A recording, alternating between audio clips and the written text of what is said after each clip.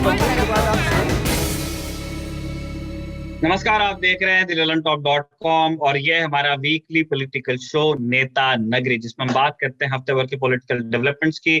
आज एक और डेवलपमेंट हुआ है। आज सौरभ हमारे साथ में नहीं है, वो गए हैं छुट्टी पर, एक वेल डिजर्व हॉलीडे, अपने परिवार के साथ समय बिता रहे हैं और इसीलिए मुझे ये जिम्मेदारी दी गई है कि इन स्टैंड में नेता नगरी को होस्ट करूं। उनके साथ करता था, आज कोशिश करूंगा कि आप लोगों को निराश ना करूं। आज नेता नगरी में हम लोग दो मुख्य मुद्दों पर बात करने वाले हैं। दो सेगमेंट्स हैं हमारे प्रॉपर। पहले का संबंध उन सारे कीवर्ड्स है जो रह रह के चर्चा में आते जाते हैं, प्रशांत किशोर, शरद पवार और विपक्षी एकता। लेकिन इस बार कॉन्टेक्स्ट थोड़ा सा अलग है। कॉन्टेक्स्ट है राष्ट्रपति चुनाव। जी हाँ, अगले साल राष्ट्रपति चुनाव भी आ रहे हैं तमाम दूसरे राज्यों के चुनावों के साथ साथ। तो हम इस बात पर विचार करेंगे कि क्या विपक्षी एकता के नाम पे भाजपा को चुनौती देने वाली जो कवायद बीच बीच में शुरू होती रहती है, क्या अब उसका जो मैदान होगा वो राष्ट्रपति भवन हो सकता है। दूसरे जो मुद्दा होगा रखवाले नेता नगरी में, जिसमें माफ कीजिएगा चर्चा होगी, बार बार मुंह से रखवाले निकल जाता है, वो है उत्तर प्रदेश। उत्तर प्रदेश में तमाम डेवलपमेंट्स हुए हैं। तीन बड़े डेवलपमेंट्स पर हम बात करने वाले हैं। एक, वहां की जनसंख्या नीति को लेकर अलग अलग पहलू हैं, उसकी डेमोग्राफी, सोसाइटी वगैरह वगैरह। लेकिन चूंकि ये नेता नगरी है तो उसके हम पॉलिटिकल एंगल पे बात करेंगे। उसके बाद उत्तराखंड और उत्तर प्रदेश में जो असहजता पैदा हुई है कांवड़ यात्रा को लेके, उत्तर प्रदेश फिलहाल कांवड़ यात्राओं को रद्द करने का फैसला अभी तक नहीं ले पाया, मामला सुप्रीम कोर्ट में भी सब जुडिस है, तो हम इसके पॉलिटिकल एंगल पे बात करेंगे। और साथ में ये भी समझेंगे कि वाराणसी जाकर के प्रधानमंत्री नरेंद्र मोदी ने जो योगी आदित्यनाथ की तारीफ की है उसमें क्या रीड किया जाए और क्या नहीं। तो शुरू करते हैं नेता नगरी। नेता नगरी के पहले सेगमेंट में हम बात करने वाले हैं उन्हीं सारे कीवर्ड्स पे जिस पर बहुत सारे आंसू नेता नगरी में पहले भी बहा दिए गए हैं: विपक्षी एकता, राष्ट्रपति चुनाव और प्रशांत किशोर की बैठकें। हम स्वागत कर रहे हैं राहुल श्रीवास्तव का। नमस्ते सर, कैसे हैं आप? नमस्कार, बहुत बहुत शुक्रिया। बारिश के सर इंतजार में जी, क्या कह रहे हैं? बारिश के इंतजार में है। बारिश के इंतजार में पूरी दिल्ली है सर, यानी मतलब दिखा के चली गई है। गर्मी ने सुखा दिया है और उमस ने पसीज दिया है।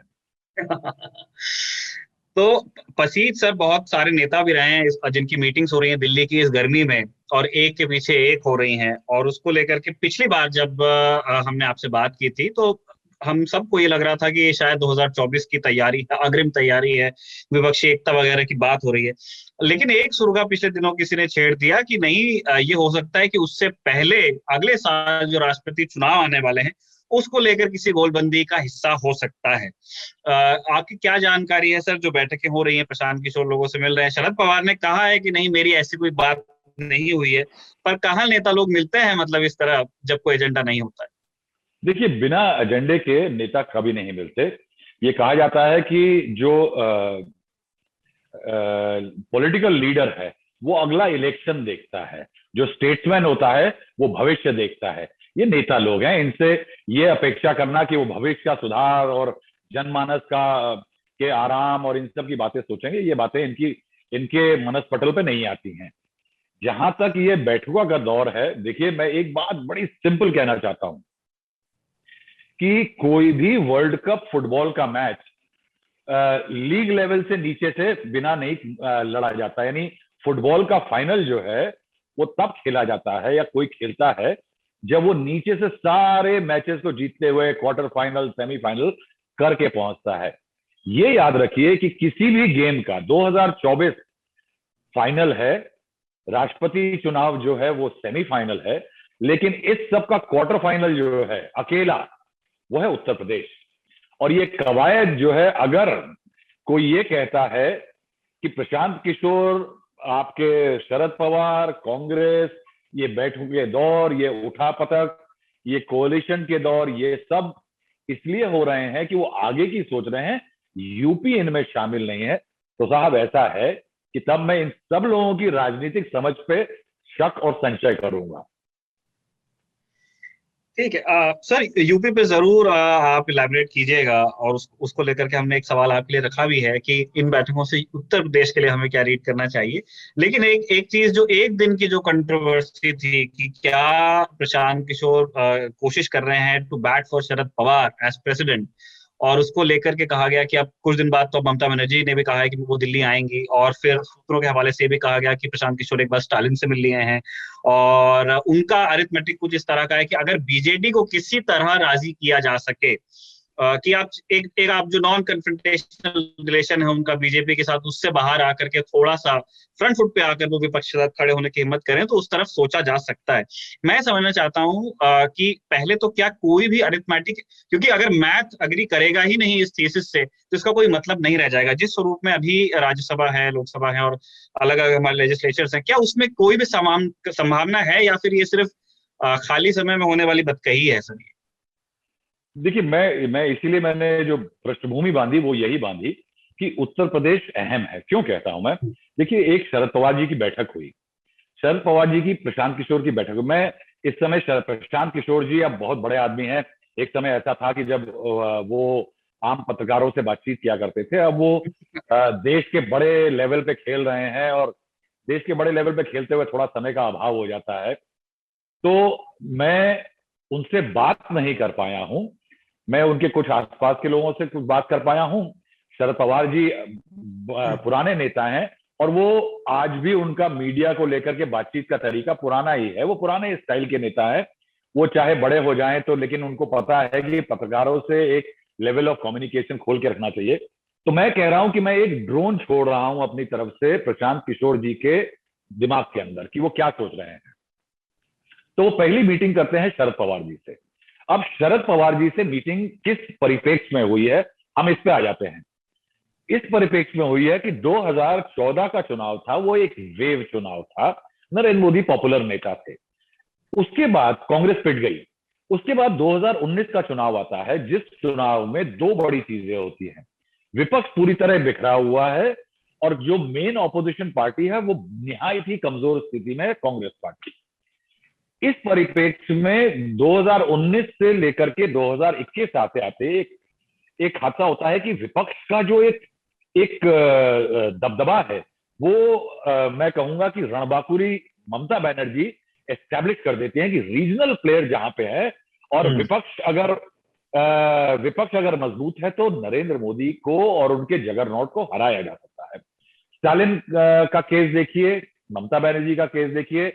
तो ये केस ने एक एक उदाहरण सामने रख दिया, एक टेम्पलेट बना दी, that if there are strong leaders of opposition in regional zone, Narendra Modi को हराया जा सकता है। उस परिप्रेक्ष्य में फिर एक बात आती है कि नेशनल लेवल पे अगर ये बड़े सारे मोती पड़े हैं, ममता बनर्जी है, वाईएसआरसीपी के जगन है, चंद्रशेखर राव है टीआरएस के, तमिलनाडु में स्टालिन है, पिनराई विजयन है, और अरविंद केजरीवाल है, तमाम लोग हैं। तो इन मोतियों को कैसे पिरो करके एक माला बनाई जाए, या दधीची की हड्डियों से कैसे एक वज्र बनाया जाए, ये एक सवाल है किसी भी विपक्ष को एक करने की सोचने वाले का। लेकिन उसमें एक जरूरत पड़ती है, एक ऐसा आदमी हो जिसकी अपनी पार्टी से आगे लोग सुने, उसके तजुर्बा ऐसा हो कि उसका कॉन्फ्रंटेशन लोगों से ना हो। तो उसकी खोज जो है वो पहुंचती है शरद पवार के पास। शरद पवार के लिए जाना जाता है, कहा जाता है अंग्रेजी में, that he has more friends in opposition than lot many other people have in his own party. तो शरद पवार जी का चयन इस क्राइटेरिया पे होता है। शरद पवार जी से एक यूनिटी की बात की जाती है। यूनिटी की बात होती है, ये शरद पवार जी के कैंप से हमें आ जाता है कि जब ये बातचीत करी जाती है तो शरद पवार जी, अगले आपने को याद होगा कि कुछ दिन बाद एक बैठक बुलाते हैं विपक्षी दलों की। उसमें विपक्षी दल ही नहीं होते, उसमें कुछ उस विचारधारा के लोग भी होते हैं, जावेद अख्तर साहब भी होते हैं, जिनके लिए मैं कहूंगा कि वो चुनाव लड़के नरेंद्र मोदी को हराने के लिए नहीं, मगर एक इंटेलेक्ट को और एक आइडियोलॉजी को रिप्रेजेंट करते हैं, इसलिए उनको बुलाया जाता है। उसमें कुछ वकील भी थे, कुछ अन्य लोग भी थे, यशवंत सिन्हा भी थे जो कि टीएमसी के भी हैं, बीजेपी से खफा भी हैं, और बीजेपी के खिलाफ किसी भी गठबंधन का हिस्सा बनने को भी तैयार है। इस बैठक की एक बात अंडरलाइन अगर आप देखिए तो इस बैठक के लिए कहा जाता है ये औपचारिक बैठक नहीं, ये विचार का आदान प्रदान था। वो क्यों था? देखिए, आप विपक्ष की एक बहुत बड़ी एक आज कमी है कि वो अगर कांग्रेस के बिना जीना चाहती है तो वो कांग्रेस के बिना भी उसके लिए मुश्किल है। क्यों? क्योंकि कांग्रेस एक ऐसा नेशनल एंटिटी है, देशव्यापी एंटिटी है कि अगर आप उसको नगण्य कर देंगे तो आप जुड़ेंगे कैसे? ममता बनर्जी कांग्रेस को तोड़ करके रीजनल प्लेयर बनी, तो वो कांग्रेस से दुश्मन भी है, लेकिन कांग्रेस के साथ भी एक नेशनल लेवल पे उनको उनकी जरूरत है प्लेटफॉर्म की। वाईएसआरसीपी का गठन जो हुआ वो कांग्रेस के विभाजन से हुआ, वो कांग्रेस की का क्या डीएनए लेकर के अलग हुए। इस तरह से आज की तारीख में 7 बड़े ऐसे नेता हैं जो कि कांग्रेस की उत्पत्ति हैं, कांग्रेस के स्टेबल से निकले हुए घोड़े हैं। तो शरद पवार समझदार आदमी है। ये शरद पवार जी की पार्टी के लोगों ने, वरिष्ठ लोगों ने साफ बताया कि शरद पवार ने दो टूक बात बताई प्रशांत किशोर को कि साहब आपको अगर जोड़ना है विपक्ष को, तो वो विपक्ष का एक स्वरूप कांग्रेस के बिना नहीं हो सकता, कांग्रेस को ऑन बोर्ड लाना होगा। अब कांग्रेस की प्रॉब्लम देखिए क्या है कि कांग्रेस टीएमसी के साथ बैठक नहीं कर सकती, गठबंधन नहीं कर सकती। टीएमसी कांग्रेस के प्रोटेस्ट में दिल्ली में पार्लियामेंट में ज्वाइन नहीं करती। ऑल पार्टी मीटिंग जो होती है जहां कांग्रेस बुलाती है, राहुल गांधी आते हैं, उसमें टीएमसी नहीं आती। तो ये, और कई जगह पे कई बिलों पे वाईएसआरसीपी और टीआरएस बीजेपी के साथ चले जाते हैं, बीजेडी जो है वो उनके साथ चला जाता है। तो ये एक क्राइसिस है विपक्ष को लेकर के। तो प्रशांत किशोर उसकी बाद दूसरी मीटिंग करते हैं कांग्रेस के बड़े नेताओं से, जिसमें कि कांग्रेस परिवार, यानी अगर कांग्रेस परिवार मिल गया तो आप कांग्रेस से मिल लिए, यानी ये बात, इसमें कोई अतिशयोक्ति नहीं होगी। तो मैं ये कहूंगा कि ये जो बैठकों का दौर है, ये विपक्ष का एक मैट्रिक्स या ताना बाना बुनने की कोशिश की पहल है। ये धीरे धीरे होने वाला काम है। और इसके अंदर मैं ये कहूंगा कि अगर कोई अचानक कह दे कि विपक्ष एक हो रहा है, तो ये नहीं है। ये, इसको कहते हैं एक्सप्लोरेटरी एक्सरसाइज है। ये एक आइडिया फ्लोट किया जा रहा है।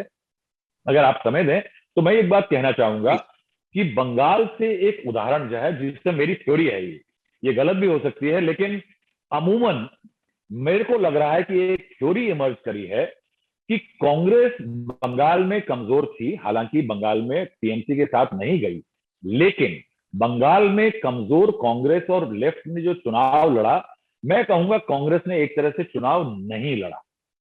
जिस पार्टी का सबसे बड़ा चेहरा वो चुनाव कैंपेन में ना जाए किसी स्टेट में, और वो दूसरे राज्य में, इस राज्य में जिसका सहयोगी दूसरे के खिलाफ वहां कैंपेन कर रहा हो, तो उससे आइडिया हो जाता है कि ये जो एब्सेंस थी राहुल गांधी की और प्रियंका गांधी की कैंपेन में सोनिया गांधी की, वो कहीं ना कहीं इस बात की द्योतक थी, या मुझे बताती है कि कहीं कांग्रेस ने एक काम किया चुनाव में, डकिंग आउट मतलब पीछे हट जाना चुनाव में थोड़ा, जिससे कि जो Congress BJP anti BJP vote है वो डिवाइड ना हो, और उससे ममता बनर्जी का कंसोलिडेशन हो, और ममता बनर्जी की जीत जो है वो एम्फेटिक हो। नरेंद्र मोदी को हराने के लिए एक पॉलिटिकल स्ट्रैटेजी या चाल चली गई, जिसमें कांग्रेस लड़ी तो मगर कस के नहीं लड़ी और पीछे हट के लड़ी। मैं कहूंगा कि प्रशांत किशोर के दिमाग में एक रणनीति ये है कि विपक्ष को जोड़ना, इन सब कॉन्ट्रडिक्शंस को लेकर के एक प्लेटफॉर्म पे खड़े होकर के उन सब से नारे लगवाना, हाथ उठवाना, ये मुश्किल है। लेकिन एक स्ट्रेटेजिक अलायंस या स्ट्रेटेजी के तहत जिस राज्य में कोई मजबूत रीजनल पार्टी बीजेपी को चैलेंज कर रही हो, वहां कांग्रेस जैसी बड़ी पार्टी पीछे हटे, रीजनल पार्टी को लड़ने दे, जैसे बंगाल में हुआ। और जहां कांग्रेस मजबूत है वहां रीजनल पार्टियां उसका सहयोग करके जो लोग कर सकते हैं वो कांग्रेस को मजबूत करें। मैं कहूंगा कि प्रशांत किशोर के दिमाग में, मेरे हिसाब से ये थ्योरी गलत हो सकती है, देश में कोalition में इलेक्शन लड़ने की जो स्ट्रैटेजी है वो एक नई पद्धति इंट्रोड्यूस करना चाह रहे हैं, जो कि वो उत्तर प्रदेश में एम्प्लॉय करना चाहेंगे सबसे पहले। और उसका स्वरूप मेरे दिमाग में जो ये है कि कांग्रेस जो कि बहुत कमजोर है वो पीछे हट जाए, लड़े चुनाव बेशक लेकिन पीछे हट जाए। 1993 में एक इलेक्शन हुआ था, समाजवादी पार्टी और बसपा पहली बार इकट्ठे लड़े थे। जहां पे बसपा का चांसेस ज्यादा थे वो बसपा को सीटें गई, जहां सपा के चांसेस अच्छे थे वहां सपा गई, जहां हारने वाले थे दोनों वो उन्होंने आपस में बांट ली। ये एक पॉसिबिलिटी है, क्योंकि अखिलेश और मायावती अब साथ नहीं आ सकते, ये उन्होंने साफ कह दिया है। लेकिन कहीं ना कहीं वो ये एक अलायंस हो सकता है कि जहां दोनों दोनों में से एक मजबूत हो, दूसरे के हारने के पूरे पूरे चांसेस हो, वहां पे वो थोड़ा पीछे हट जाए। ये ducking out political theory to create a strategic alliance, ये मेरा मेरा मेरा दिमाग जो है वो ये कहता है। और उसके बाद अगर यूपी बीजेपी हार जाती है, तब अगला पड़ाव आता है कि बीजेपी के नंबर जो यूपी में 320 के करीब हैं, अगर उनको 120 तक ले जाया जाता है, तो बीजेपी 200 सीटें कम हो जाती है यूपी में। तो पूरे देश में और पंजाब में अगर बीजेपी कम रहती है, बाकी चुनाव में कम होती है, तब जाकर के कहीं एक प्रेसिडेंट के चुनाव की स्थिति उत्पन्न होती है। वरना शरद पवार किसी भी तरह से राष्ट्रपति का चुनाव इसलिए नहीं लड़ेंगे क्योंकि प्रशांत किशोर ने कहा या किसी ने उन्हें कहा, वो तब लड़ेंगे जब उनको लगता है कि कहीं ना कहीं नंबर बीजेपी के इतने कमजोर हो गए हैं कि अब शायद एक मौका बनता है। और इसी मौके के लिए, मतलब जो जो जिसको कहते हैं, जो शुरुआती लोगों ने कैलकुलेटर में जहां जहां से आंकड़े जोड़े हैं, उसमें बीजेडी का जिक्र मीडिया में ज्यादा हुआ, क्योंकि वो अलाइन नहीं करते हैं, लेकिन वो अग्री कर जाते हैं बहुत सारी चीजों पे बीजेपी के साथ। आपने दो पार्टियों का नाम लिया, टीएसआर, वाईएसआर, सीपी।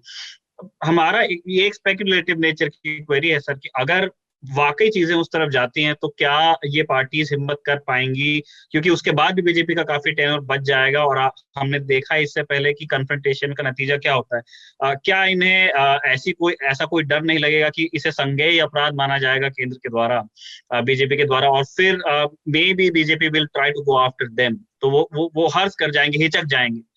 देखिए, गो आफ्टर देम तो एक, देखिए आज की क्या मैं कहूंगा कि ये कई सालों से कई दशकों से अब ये हो गया। और कांग्रेस के दूसरे टेन्योर में तो मैंने देखा ये बेइंतहा हुआ कि एजेंसीज का इस्तेमाल किया जाए राजनीतिक रीजनल पार्टीज। सपोर्ट के लिए, रीजनल पार्टीज को राजनीतिक सपोर्ट के लिए। आप देखिए 2008 में जब वाम दलों ने न्यूक्लियर डील को लेकर के समर्थन में हाथ खींच लिया यूपीए सरकार का, तो मुलायम सिंह यादव अपने सांसदों को लेकर के सामने आए और शाही इमाम से मिले, और अब्दुल कलाम साहब से आधे घंटे 1 घंटे की बैठक हुई। और वही मुलायम सिंह यादव जो कि कहते थे कि न्यूक्लियर डील खराब है, उन्होंने बाहर आके कहा, साहब मैंने इमाम साहब से बता दिया, क्योंकि वो कहते हैं कि धर्म के खिलाफ नहीं है। और कलाम साहब ने बता दिया कि ये मिसाइल देश के खिलाफ, न्यूक्लियर डील, मिसाइल मैन है, उनको पता है न्यूक्लियर डील भारत के खिलाफ नहीं है। और उन्होंने पलटा खाया और यूपीए के समर्थन में आ गए। लेकिन उनके समर्थन को बनाए रखने के लिए आप ये बात याद रखिएगा कि मुलायम सिंह यादव, उनके पुत्र, उनकी बहू और उन अखिलेश के बच्चों के खिलाफ जो डिस्प्रोपोर्शनेट एसेट का केस लगा था, उसमें 4 बार हलफनामा बदला गया कांग्रेस सरकार के तहत सीबीआई द्वारा कि ये इल्जाम लगना चाहिए, ये इल्जाम नहीं लगना चाहिए। कभी एक विश्वनाथ चतुर्वेदी नाम के एक वकील हैं जिन्होंने वो मुकदमा किया था, कभी उनसे बात करके देखिए तो वो दास्तान सुनाएंगे कि कांग्रेस सरकार ने कितनी बार हलफनामा बदला था और कितनी बार सीबीआई ने रवैया बदला था। ये तय हो जाता है कि सीबीआई का और एजेंसी का इस्तेमाल किस तरह करके सरकार चलाई गई थी। वही रवैया बीजेपी ने अपनाया है कि जहां जहां पे कोई मलाई यानी पैसा, हाथापाई यानी धमकी जब ना काम आए, तब कहीं ना कहीं आपने ईडी लगाई। ये बड़ी क्लैरिटी है पॉलिटिक्स की आज की। तो ये डर है नवीन पटनायक को। लेकिन मैं ये भी कहूंगा, देखिए नवीन पटनायक का जो वोट बैंक है उसमें और कांग्रेस के वोट बैंक में बड़ी सिमिलैरिटी है। नवीन पटनायक, अभी कुछ दिन पहले मैं जवाहरलाल नेहरू के साथ एक उनकी बहुत यंग पिक्चर देख रहा था। वो राजनीति में उड़ीसा की मंझ गए हैं, वो समझ गए हैं कि उनका और बीजेपी का वोट बैंक अलग हो सकता है। असेंबली लेवल पे जो उनकी कॉन्स्टिट्यूएंसी है वो कांग्रेस की कॉन्स्टिट्यूएंसी है, उन्होंने कांग्रेस से खींच करके अपनी बनाई है। वो कोई भी ऐसा काम नहीं करने देना चाहते जिसमें कि कांग्रेस दोबारा स्टेट के अंदर रिवाइव हो जाए। और उस रिवाइवल को रोकने के लिए देखिए नवीन पटनायक को पता है कि वो प्रधानमंत्री की रेस में नहीं है। और सिर्फ इस वजह से अगर मैं ये कहूं कि डील जो बीजेपी की और उड़ीसा के मुख्यमंत्री की है कि असेंबली में मैं रहूं, लोकसभा में तुम रहो, हम दोनों सामंजस्य एक भी ना हो, सामंजस्य से तुम्हारे बिल पास करें, आप मेरे सैंक्शन पास करें, मैं जो आपको कहूं, जो मेरे काम हो वो करें, और उसमें एक बोनस ये भी है कि ईडी और सीबीआई शांत रहें। ठीक है सर। एक चीज, जैसे कि आपने बताया कि बहुत कुछ यूपी पे डिपेंड करता है, उसके बाद में जाकर के राष्ट्रपति चुनाव के बारे में एक और नेता नगरी करने का मौका आ जाए, ये हो सकता है। और आप उसको समझा भी रहे हैं कि किस तरह के अलायंसेस, किस तरह की टैक्टिक पे बन सकते हैं, उसको लेके आपने अपनी थ्योरी दी है। हमें पूछ रहे हैं कि तमाम जो पॉलिटिकल एक्सपर्टीज है प्रशांत किशोर के पास कह लीजिए या शरद पवार के पास कह लीजिए, जो तमाम दूसरे नेता हैं जो इस तरह की कवायद में शामिल हो सकते हैं, क्या उनके पास में कोई वॉर क्राई है इन सबको साथ में रखने के लिए? क्योंकि जैसे एक बहुत बेसिक समझ है कि अगर आप किसी को हराने के लिए कोई चुनाव लड़ेंगे तो आपके जीतने की संभावना कम हो जाती है। जब तक कि यही एक ऑब्जेक्टिव रहेगा कि उसकी जगह पे हमने देखा है लेट 80s और अर्ली 90s में जो हमारे साथ में हुआ है, मतलब 5 साल के टेन्योर में 3-3 प्रधानमंत्री हो रहे थे, क्योंकि वो किसी और को सत्ता से बाहर रखने के मकसद से आप कोई सरकार चला रहे थे, और फिर वो अपनी कन्वीनियंस पे लोग आते थे और फिर चले भी जाते थे। तो क्या ऐसा कोई गोंद अभी आपको नजर आ रहा है जिसमें ये लोग साथ में टिक पाए? देखिए साहब, एक गोंद तो है, लई कहते हैं हमारे यहाँ उत्तर प्रदेश में, एक लई तो है, मगर अभी उसको किस तरह से फट्टों पे लगा करके उसको जोड़ा जाएगा, ये कवायद होनी है। जो लई है या गोंद है, वो मैं आपको एक बता दूं, जो एक बड़ी क्लियरली उभर रही है। तुलसीदास जो थे वो बहुत ही, यानी उन्होंने बहुत सुंदर काव्य लिखा, और यानी ऐसा काव्य लिखा कि जनमानस के मन में बसा हुआ है। लेकिन मैं कहता हूं कि वो बहुत शातिर पॉलिटिशियन भी थे। वो वो जनता की पल समझते थे। उन्होंने एक छोटी सी बात कही है कि भय बिन होए न प्रीत। ऐसा है कि जब भय होगा तभी प्रीत होगी। ऐसा है कि नरेंद्र मोदी का आप भय जगा दें कि ये रहा तो तुम ना बचोगे, तो प्रीत कहीं ना कहीं एक पॉसिबिलिटी है। लेकिन एक चीज इस थ्योरी की जो बहुत बड़ी, आपने अभी जो सवाल किया उसमें मैं कहूंगा कि बहुत अहम हिस्सा है। देखिए, प्रशांत किशोर जो है उनकी राजनीति देखिए, तो अगर मैं लोगों से कहूं कि ये फेरेज देखिए कि जहां वो कहते हैं कि बहुत बढ़िया स्ट्रैटेजी है भाई, जिता लाया, तो मुझे ये बताइए कि प्रशांत किशोर की लिस्ट जो जीते हुए लोगों की है वो किन की है? उसमें ममता बनर्जी है, उसमें स्टालिन है, उनमें पंजाब के मुख्यमंत्री हैं, उनमें अरविंद केजरीवाल है, अरविंद केजरीवाल है। अब अगर मैं ये कहूं कि ये सारे ऐसे लोग थे जिनके लिए आपने, मैंने, मीडिया ने और नरेंद्र मोदी मत भूलिए, ये वो लोग हैं जिनके लिए कहा गया था कि ये जीते हुए घोड़े हैं, ये घोड़े जीत सकते हैं।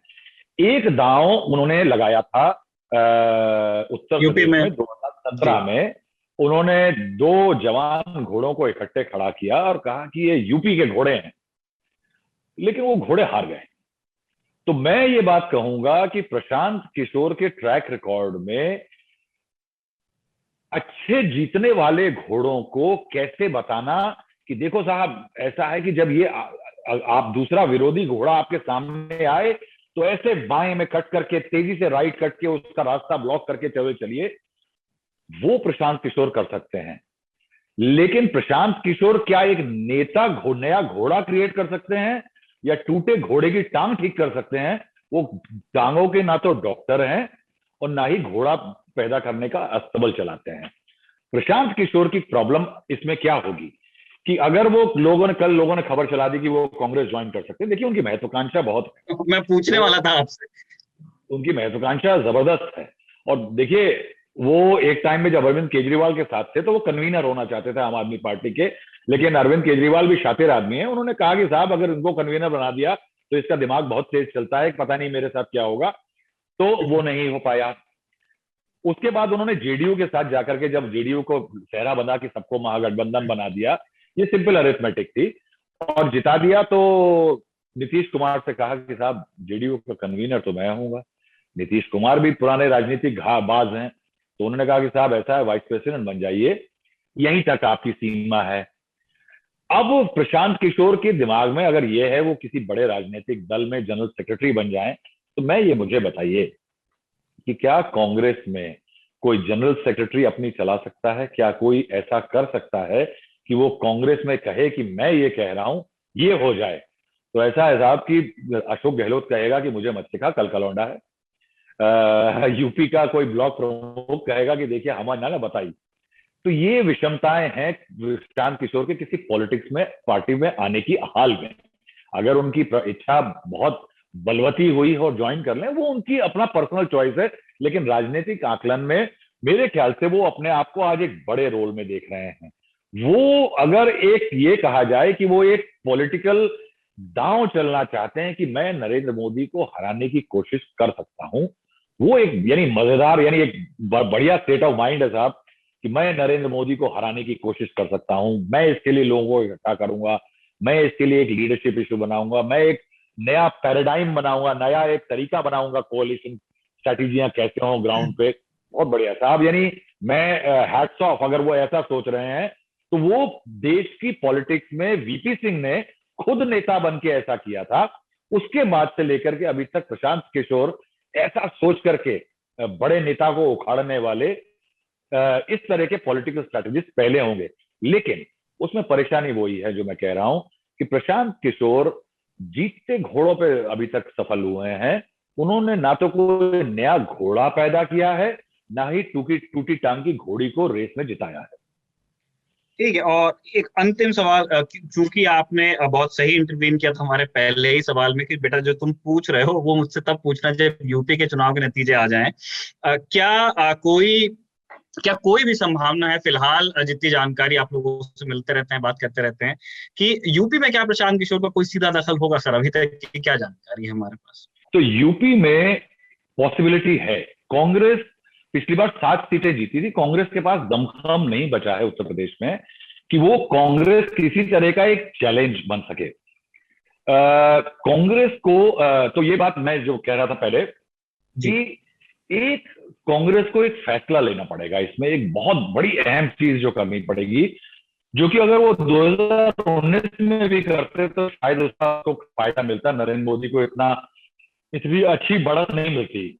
और वो थ्योरी ये है कि Congress has to decide that should Rahul Gandhi be made the prime minister और शुड मोदी बी डिफीटेड। या तो राहुल गांधी को प्रधानमंत्री बनाने के लिए लड़े या नरेंद्र मोदी को हराने के लिए लड़े, ये दोनों नहीं हो सकते। और उस लड़ाई के लिए यूपी में एक पहल होनी होगी कि 2024 में अगर मोदी को हराना है तो 2022 में यूपी में बीजेपी को हराना पड़ेगा। उस हराने के लिए कांग्रेस को सैक्रिफाइस करनी होगी, और ये सैक्रिफाइस होगी कि जहां जहां उसके स्ट्रेंथ है वहां पे कांग्रेस बैकआउट करे, अखिलेश और मायावती की मदद करे। अखिलेश और मायावती स्ट्रेटेजिक बिना मिले एक दूसरे से अलायंस हो सकते हैं। 1993 में यही हुआ था। वीआईपी गेस्ट हाउस है लखनऊ में, उसमें बैठ करके कांशीराम जी और रामगोपाल यादव जो चचा हैं अखिलेश के, दोनों ने बैठ करके ऐसे ही करीब 3 घंटे में, मैं बाहर खड़ा था गेट के, ऐसे ही फैसला किया था। यही फैसला हुआ था कि जो हम जीतेंगे पक्का उस पर तुम मत लड़ो, जो हम जीतेंगे तुम जीतोगे पक्का उस पर हम नहीं लड़ेंगे, जो तुम्हारी पक्की हारी है वो हमें दे दो, जो हमारी पक्की हारी है हम तुम्हें दे देंगे। तो इस तरह से करके एक डिवीजन हुआ था। वो पॉसिबिलिटी एक है। उसके लिए थोड़ा सा कहीं ना कहीं दोनों नेताओं को अपनी ईगो मारनी होगी। इसमें एक और चीज होनी होगी कि कोई एक धुरी का काम करे, जो ये एक टैसिट अंडरस्टैंडिंग, क्योंकि अब अखिलेश और मायावती उस कगार सीधे पे तो बात पहुंच गए करेंगे हैं पिछली बार।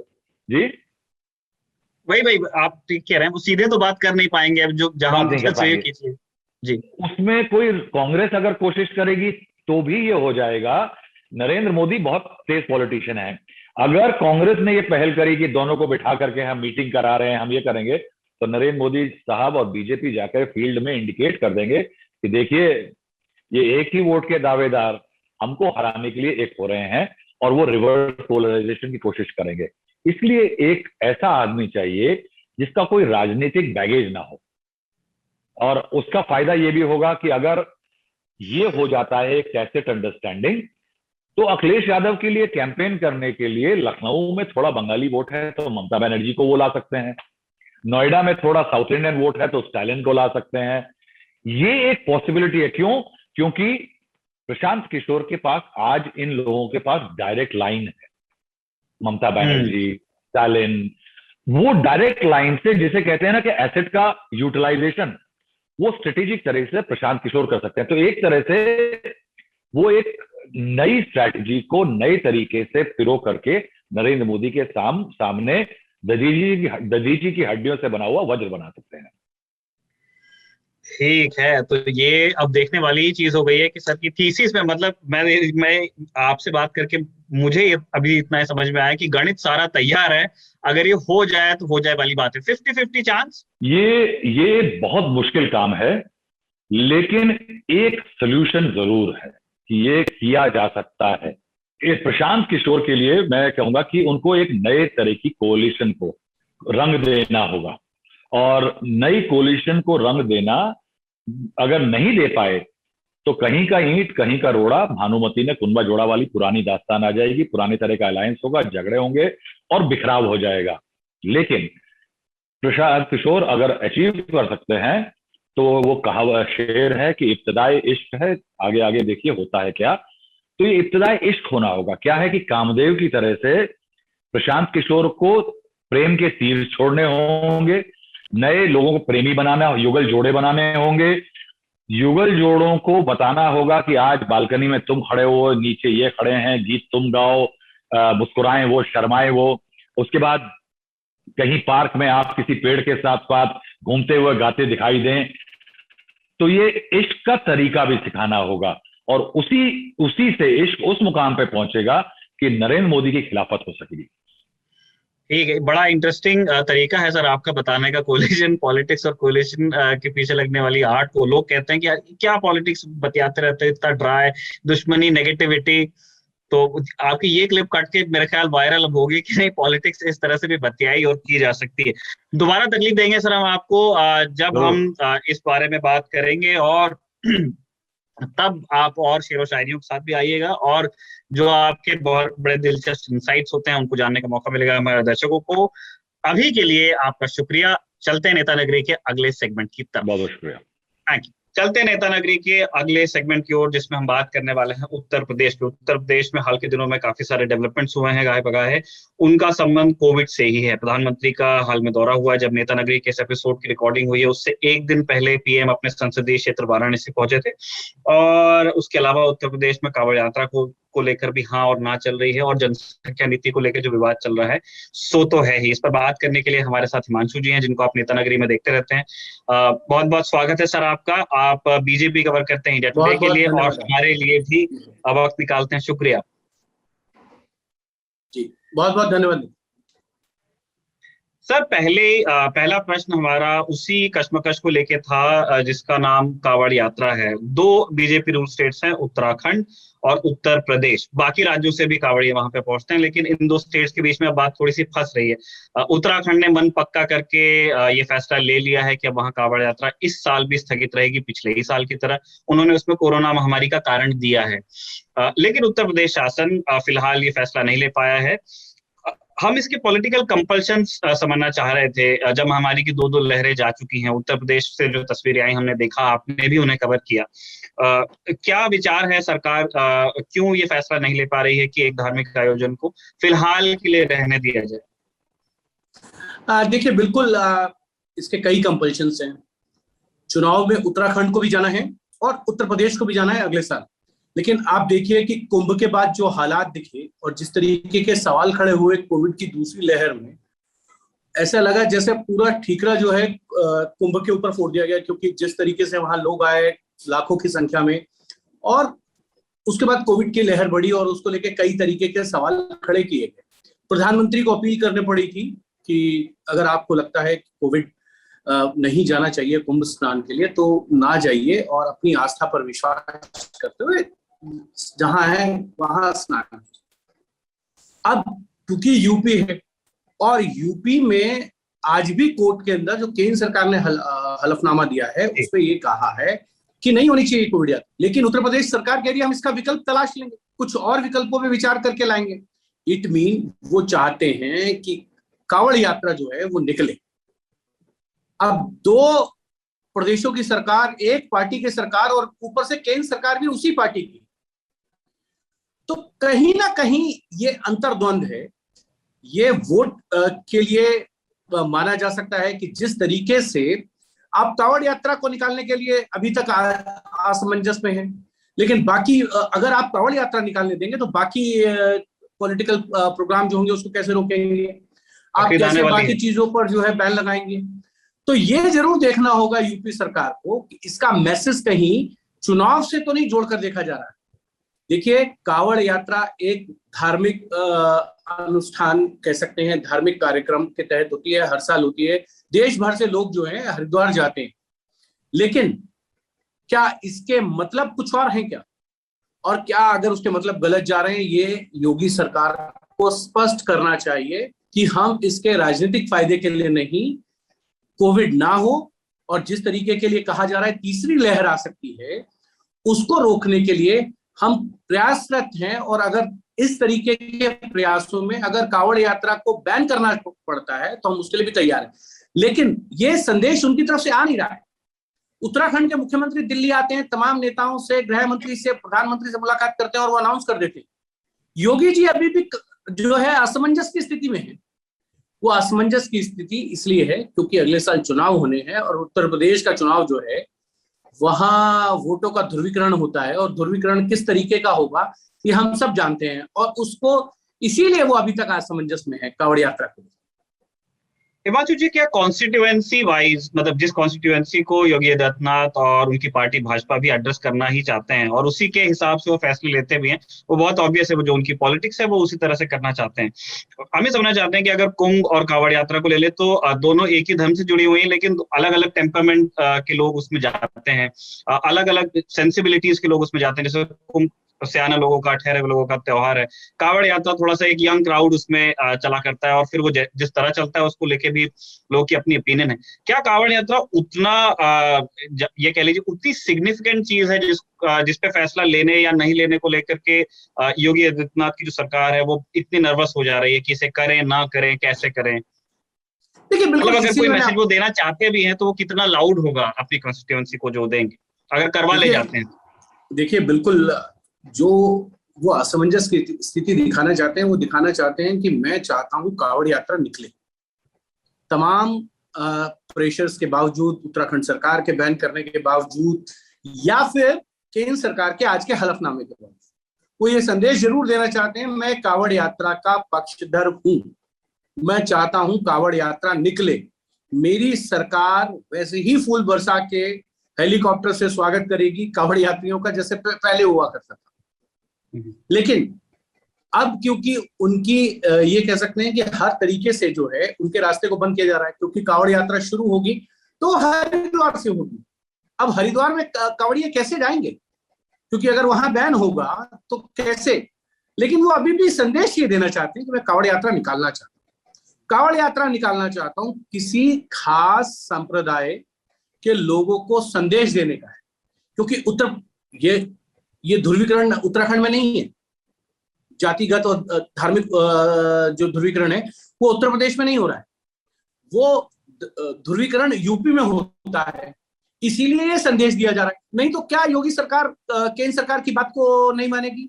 क्या पार्टी का एक मुख्यमंत्री दूसरी बात कहेगा, दूसरा मुख्यमंत्री दूसरी बात कहेगा? ये नहीं होता है, ये संदेश देने की बात। और योगी सरकार ये संदेश देना चाहती है कि हम कांवड़ यात्रा के पक्षधर हैं, हम चाहते हैं कांवड़ यात्रा निकले। क्या योगी उसी मतलब रास्ते का विचार उनके दिमाग में हो सकता है, उनके प्रशासन के दिमाग में, कि हम इसे अपने हाल पे रहने दें, अगर ये कोर्ट से बना हो जाता है तो उसको वहां से होने दो, जो इंतजार उत्तराखंड में भी किया गया काफी देर तक के? देखिए, मैंने वही कहा ना कि वो कोर्ट में भी ये कह रहे हैं कि हम वैकल्पिक रास्ता लेके आएंगे, कोई विचार कर रहे हैं विकल्प का, तो वो इसीलिए कि कोर्ट मना कर दे, हम अपनी तरफ से मना नहीं करने वाले। हम ये संदेश देना चाहते हैं, हम ये यात्रा निकालने के पक्षधर हैं, इस यात्रा को उसी तरीके से निकालना चाहते हैं जैसे पिछले कोरोना के कुछ वर्षों पहले निकाला करते थे। हम सब कुछ वही चाहते हैं, वो संदेश यही देना चाहते हैं। कोर्ट से चाहते हैं कि कोर्ट बैन कर दे, इसका फैसला कोर्ट दे, इस पे फैसला जो है कोर्ट दे, हम नहीं लेंगे, क्योंकि उनको संदेश देना है। संदेश बड़े क्लियर वे में देना भी चाह रहे हैं, खुलकर नहीं आ रहे हैं, लेकिन मतलब साफ है कि वो कांवड़ यात्रा के पक्षधर हैं। क्योंकि मैंने अभी भी कहा कि एक ही पार्टी के दो मुख्यमंत्री हैं, अलग अलग राज्यों के हैं, और अलग अलग राज्यों के मुख्यमंत्री जो हैं वो एक अलग बात कहते हैं, दूसरा अलग कहता है। उत्तराखंड की पॉपुलेशन तो वैसी नहीं है जैसे उत्तर प्रदेश की है, तो कोविड का खतरा ज्यादा तो उत्तर प्रदेश में होगा, क्योंकि उत्तराखंड में तो लोग कम डिस्टेंस कवर करेंगे। अगर उत्तर प्रदेश से आपको बलिया लेके जाना है तो आपको लगभग 1000 किलोमीटर से ज्यादा का डिस्टेंस कवर करना है, तब कोविड नहीं फैलेगा। ये संदेश है, ये राजनीतिक, इसको हम देखें, राजनीतिक दृष्टि से देखें तो ये साफ साफ ध्रुवीकरण के लिए किया जा रहा स्टंट। और अच्छी खासी ऑकवर्डनेस भी है। पिछले दिनों खबर आई कि सीएम योगी आदित्यनाथ ने सीएम धामी को फोन भी किया है कि आप कोई रास्ता निकालिए जो आपने बैन किया है, हमारे यहाँ से एक लिमिटेड एंट्री हो जाए शायद। आज भी इंडियन एक्सप्रेस देख रहा था, उसमें पुलिस का बयान बहुत बचा बचा के लिखा है। पुलिस ने कहा कि हम रिस्पेक्टफुली उन्हें डिटेन करेंगे, हो सकता है क्वारंटीन करें, वापस डिपोर्ट कर देंगे, बॉर्डर पे छोड़ देंगे। तो वहां जाकर के बात फंस जा रही है। कोविड से ही जुड़े दूसरे डेवलपमेंट को लेकर के हम बात करना चाहते हैं आपसे हिमांशु जी। कल पीएम वाराणसी में थे, उनकी अगवानी की योगी आदित्यनाथ ने, उनका पूरा प्रशासन वहां पे था, गवर्नर आनंदीबेन पटेल भी वहां पे थी, और बात की विकास योजनाओं के उद्घाटन की। लेकिन जो हेडलाइन जिस चीज ने बनाई वो बनी उससे, जिसमें प्राइम मिनिस्टर ने कहा कि वो बड़े खुश हैं जिस तरह से यूपी ने कोविड की दूसरी लहर का सामना किया है, और उदाहरण मिसाल की तरह उन्होंने बताया उसे। हम ये समझना चाहते हैं कि ये दूसरी बार हो रहा है कि कोई बहुत सीनियर लीडर बीजेपी से, पार्टी से भी और सरकार से भी योगी की तारीफ कर रहा है। कोरोना महामारी के दौरान काम को लेकर के राजनाथ सिंह कर चुके हैं, अब पीएम ने कहा है। क्या इसे इस तरह से लेना ठीक होगा कि वो जो असहजता थी कोविड महामारी के दौरान, गैर मौजूदगी कहिए या फिर जो एडमिनिस्ट्रेटिव कॉम्पिटेंस की कमी की एक शिकायत आई, उस चीज को अब बीजेपी शेड कर रही है? देखिए, इसको मैं आपसे कहूंगा दो परिप्रेक्ष्य में देखिए। कोविड की लहर आई तब बीजेपी चाहती थी कि उत्तर प्रदेश में कुछ बदलाव हो जाए संगठन में और सरकार में, चेहरा योगी ही रहे। लेकिन सवाल ये था कि अगर चेहरा है और बदलाव हुए नहीं, अब आपने कहा वाराणसी में जिस तरीके के परियोजनाओं का प्रधानमंत्री ने इनोग्रेशन करते हुए कहा और योगी की तारीफ की कि योगी ने दूसरी वेव में जिस तरीके से मैनेज किया, वो बहुत ही काबिले तारीफ है। एक प्रधानमंत्री अपनी पार्टी के मुख्यमंत्री के वो कैसे जो है ये कहें कि मैं इनके काम से खुश नहीं हूं, वो भी पब्लिक प्लेटफॉर्म से तो नहीं हो सकता। करेक्ट। ये बंद कमरे में जरूर हो सकता है, ये पब्लिक प्लेटफॉर्म से कोई भी नहीं करेगा राजनीति, क्योंकि पार्टी का मामला है।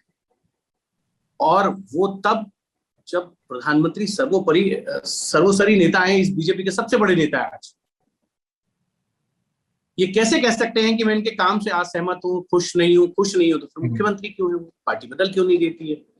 तो ये एक सहज प्रक्रिया है। जब आप किसी कार्यक्रम में जाएंगे, किसी पब्लिक प्लेटफॉर्म के कार्यक्रम में, सरकारी कार्यक्रम है, तो वहां जाकर आपको अपने उस प्रदेश के मुख्यमंत्री की तारीफ ही करनी होगी। और जिसमें आपका मुख्यमंत्री हो आपकी पार्टी के, तो और ज्यादा तारीफ बनती है।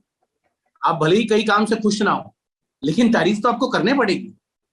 अगर नहीं करिएगा तो सवाल उठेंगे ना कि आप गए थे, आपने कहा नहीं। आप देखिए रघुवर दास की भी तारीफ हुई थी काम की, जब झारखंड चुनाव से पहले उनकी भी काम की तारीफ होती रही है। मनोहर लाल खट्टर के भी काम की तारीफ हुई है, देवेंद्र फडणवीस के भी काम की तारीफ हुई है। ये प्रधानमंत्री की एक कार्यशैली है। अगर वो जिस प्रदेश में गए हैं वहां के कामकाज को लेकर तारीफ करेंगे। वाराणसी में जिस तरीके के काम हुए, सच में वो एक बड़ा बदलाव है। जिस तरीके से पिछले 6 सालों में वाराणसी के अंदर बहुत कुछ बदला है, तो वो काबिले तारीफ काम है। उसमें राज्य सरकार का भी हाथ है और केंद्र सरकार का भी हाथ है। लेकिन मैं फिर कहूंगा कि अगर पब्लिक मंच पे है तो उस सरकार की आप उसके मुखिया की बुराई कैसे करिएगा? ये बंद कमरे में हो सकती है कि आपका ये काम ठीक नहीं था, इसमें ये है, ये कमियां हैं, ये खामियां हैं। लेकिन पब्लिक प्लेटफॉर्म पर जाके, पब्लिक रैलीज में, सरकारी कार्यक्रम में आप जाके कभी भी इस तरीके का क्रिटिसाइज नहीं करते। दरअसल मैं इसके उस एंगल पर आपसे थोड़ी सी क्लैरिटी चाह रहा था सर, जिसमें नेता नगरी में आपकी के मार्फत हमने भी जाना कि जो बंद कमरों की बैठकें हुई थी उनके अंदर किस तरह की चर्चा हुई कोविड के संदर्भ में। जब दिल्ली से लगातार डेलीगेशंस विजिट कर रहे थे, बीजेपी के भी, संघ के भी, और वो वहां कैंप करके लोगों से मिल रहे थे, और जो विधायकों का फीडबैक था जिसके बारे में आप पहले से विस्तार से बता चुके हैं, तो उस टाइम ऐसा लग रहा था कि कोविड के टाइम पे मैनेजमेंट कहिए, मिसमैनेजमेंट कहिए, उसको लेकर के पार्टी के अंदर भी एक राय है या एक तरह का रिकग्निशन है कि कुछ हुआ है, कुछ गलत हुआ है। मैं ये समझना चाह रहा था कि राजनाथ सिंह के बाद अगर पीएम एक ओपन प्लेटफॉर्म पे मुक्त कंठ से कहते हैं, एक वजह आपने बता दी, क्या ये उस प्रयास के तौर पे भी लिया जाएगा कि ये जो असहजता थी कोविड को लेकर के जो भी हुआ अप्रैल और मई में, उसको पीछे छोड़ा जाए और पुरानी तरह से जो बीजेपी का नॉर्मल तरीका है अग्रेसिवली अपनी योजनाओं का, अपनी नीतियों का प्रचार करना, और उस लाइन पर अब बीजेपी चल गई है आने वाले इलेक्शन को देखते हुए? जब कोविड हो गया, वो बीत गया। देखिए, कोविड तो बीत गया है। अगर आप तीसरी लहर आती है और इस तीसरी लहर के बाद चुनाव होगा और उसमें एक दूसरी लहर की तरह मैनेजमेंट हुआ और देरी हो गई मैनेजमेंट में ठीक से मैनेज करने में, तो उसका नुकसान हो सकता है। ये बात पार्टी भी जानती है, योगी भी जानते हैं, संगठन में तमाम नेता, सांसद, विधायक सब जानते हैं।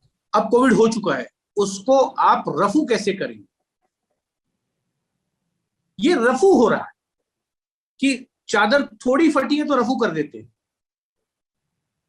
यहां कई चादर थोड़ी सी बहुत ज्यादा फट गई है, अब कोशिश रफू करने की है, कितनी कर पाएंगे वो देखने वाली बात है। और मैंने फिर कहा कि प्रधानमंत्री जाके कभी आलोचना नहीं कर सकते। हाँ। तो ये रफू करने की कोशिश पार्टी की तरफ से की जा रही है उत्तर प्रदेश के अंदर। आप देखिए ना कि केशव प्रसाद मौर्य के घर पे पिछले 4.5 साल में योगी आदित्यनाथ नहीं गए। क्यों गए? उनके साथ दत्तात्रेय होसबोले क्यों गए? योगी जी अकेले चले जाते। फिर किशन गोपाल क्यों थे? क्षेत्रीय प्रचारक क्यों गए? एक साथ क्यों गए? क्योंकि मनमुटाव है, मनमुटाव दूर करने होंगे। ये मतभेद मनभेद में ना तब्दील हो जाए, ये उसको रोकने की कोशिश थी और ये कोशिशें तमाम की जा रही हैं। अगर ये मतभेद मनभेद में बदल गए तो इसका नुकसान होगा। सांसद हो, विधायक हो, उनकी नाराजगियां हैं। आप देखिए ना कि कार्य समिति को एड्रेस करने के लिए जेपी नड्डा कर रहे हैं। भले ही उन्होंने बहुत से प्रदेशों में की है, उन्होंने हिमाचल में भी की है, आसाम की भी की है, बंगाल का भी किया है, कई स्टेट्स में कर चुके हैं, लेकिन उत्तर प्रदेश में भी कर रहे हैं और लगातार प्रवास जारी हैं लोगों के।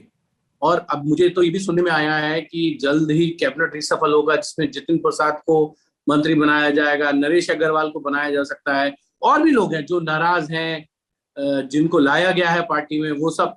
तो ये सारी चीजें चल रही हैं, लेकिन एक चीज जरूर है, अभी इस चीज का फैसला पार्टी ने नहीं लिया है कि वो योगी आदित्यनाथ के नेतृत्व में चुनाव में जाएंगे या फिर सामूहिक यानी कि ज्वाइंट लीडरशिप के अंदर चुनाव में जाएंगे। मैं पार्टी पूछने ही वाला था सर आपसे कि कहीं ये इलेक्शन कैसा होगा, जैसे हम बाकी जगह देखते हैं बीजेपी का, या असम की तरह होगा कि सर्बानंद सोनोवाल सीएम है लेकिन कुछ और भी हो सकता है? देखिए, कहीं ना कहीं केशव प्रसाद मौर्य को ये जरूर आश्वासन हो, क्योंकि वो बड़े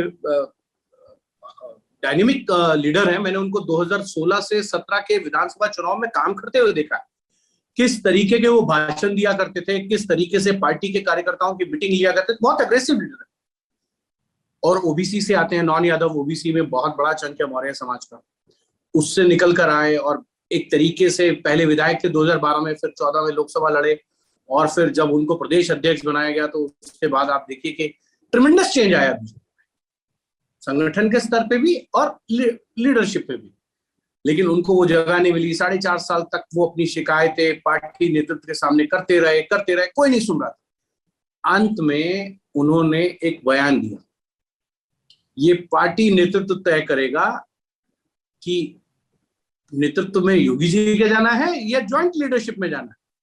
उसके बाद पार्टी को ये एहसास होता है फीडबैक के बाद कि कहीं ना कहीं ये मनभेद जो है मतभेद बदलेंगे, और इसीलिए तमाम नेता केशव प्रसाद मौर्य के घर चले गए था। मेरा सवाल है कि दत्तात्रेय होसबोले को क्यों जाना पड़ेगा? वो संघ में नंबर 2 की भूमिका में है। किशन गोपाल जी हैं, वो बीजेपी और संघ के बीच में समन्वय का काम देखते थे, वो क्यों जाएंगे? क्षेत्रीय प्रचारक क्यों जाएंगे? क्यों नहीं शादी में गए? क्यों नहीं उस शादी के 1 महीने बाद तक वेट किया? ये कोई इसके जवाब देने होंगे। और ये सब हम लोग जानते हैं कि अंदर खाने बोलचाल तक नहीं थी। कल आप देखिए कार्य समिति की बैठक से पहले पार्टी के पदाधिकारियों की बैठक होती है, उसमें दिनेश शर्मा दिखेंगे आपको, स्वतंत्र देव नजर आएंगे, सुनील बंसल नजर आएंगे, राधा मोहन सिंह नजर आएंगे, लेकिन नजर नहीं आएंगे तो केशव प्रसाद मौर्य नहीं नजर आएंगे। आप उस डाइस का फोटो देख लीजिए, जी, उसके विजुअल देखिए। केशव प्रसाद मौर्य क्यों नहीं? किसी अर्जेंट काम में थे? नहीं, कहीं तो होंगे। इतनी बड़ी बैठक हो पार्टी की, जिसमें पार्टी के पदाधिकारी हो, जिसमें मुख्यमंत्री हो, उप मुख्यमंत्री हो, प्रदेश के अध्यक्ष हो, संगठन मंत्री हो, प्रदेश के प्रभारी होंगे, लेकिन उप मुख्यमंत्री एक नहीं है। कहीं ना कहीं सवाल खड़े होंगे। हिमांशु जी, क्योंकि आपने छेड़ दिया जिक्र, क्या, और आप कह भी रहे हैं कि आपकी जानकारी है कि हो सकता है कि कैबिनेट रिशफल हो, संगठन में भी ऑब्वियसली अब चुनाव आ रहे हैं तो कुछ परिवर्तन होंगे। क्या केशव प्रसाद मौर्य जो आप बता रहे हैं कि वो थोड़ी शायद नाराजगी है उनके दिमाग में, उनको अकोमोडेट करने के लिए क्या कुछ और किया जाएगा? क्योंकि डिप्टी सीएम तो वो हैं अभी, लेकिन डिप्टी सीएम वो पद अपने आप में वो कोई बहुत, मतलब वो एक तरह का इन्वेंशन है।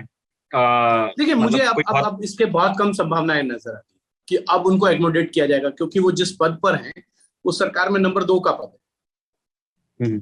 संगठन में आप अभी बदलाव नहीं करने जा रहे, ये स्वतंत्र देव सिंह को हटाया नहीं जा रहा है, तो कहीं ना कहीं ये जरूर है कि अब जो स्थिति है जैसी है वैसी चलेगी।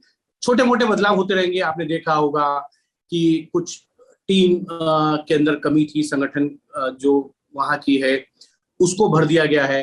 कुछ पद खाली थे सरकारी बोर्ड चेयरमैन के, उनको भरा गया है।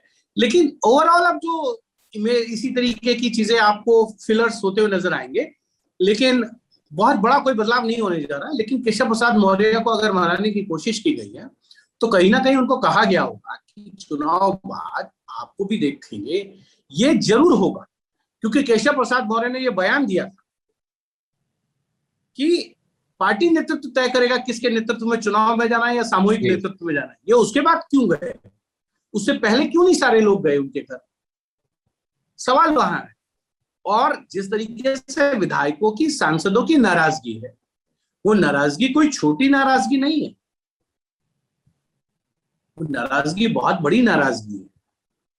और ये बात योगी जी को भी समझ आ रही है। नहीं तो योगी आदित्यनाथ बहुत हट्टी नेता है।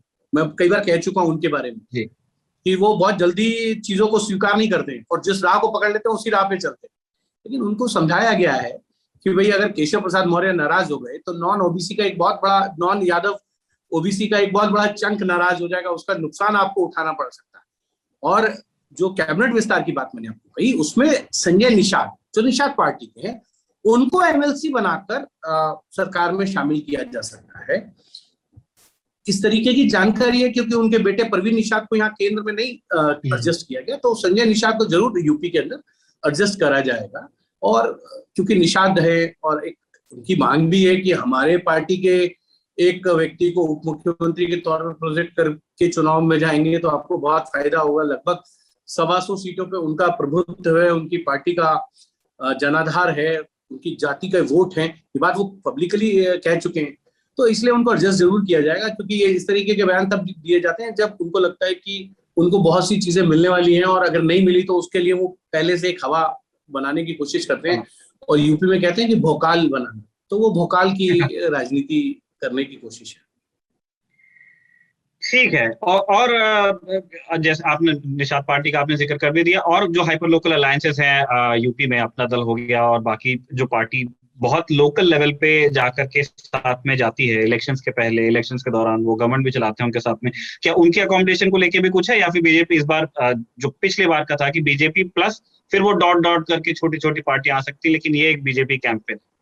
देखिए, बीजेपी की कोशिश जरूर होगी कि कुछ छोटे दल आए जिनके पॉकेट्स के अंदर बड़ी पकड़ है, बड़े मजबूत है, उनके वोट बैंक है, वो जरूर कोशिश करेंगे।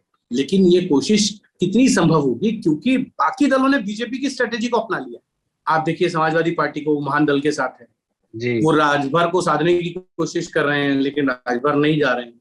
दूसरी तरफ राजभर, ओबीसी और कई छोटे छोटे दलों को वो साधने की बात कर रहे हैं।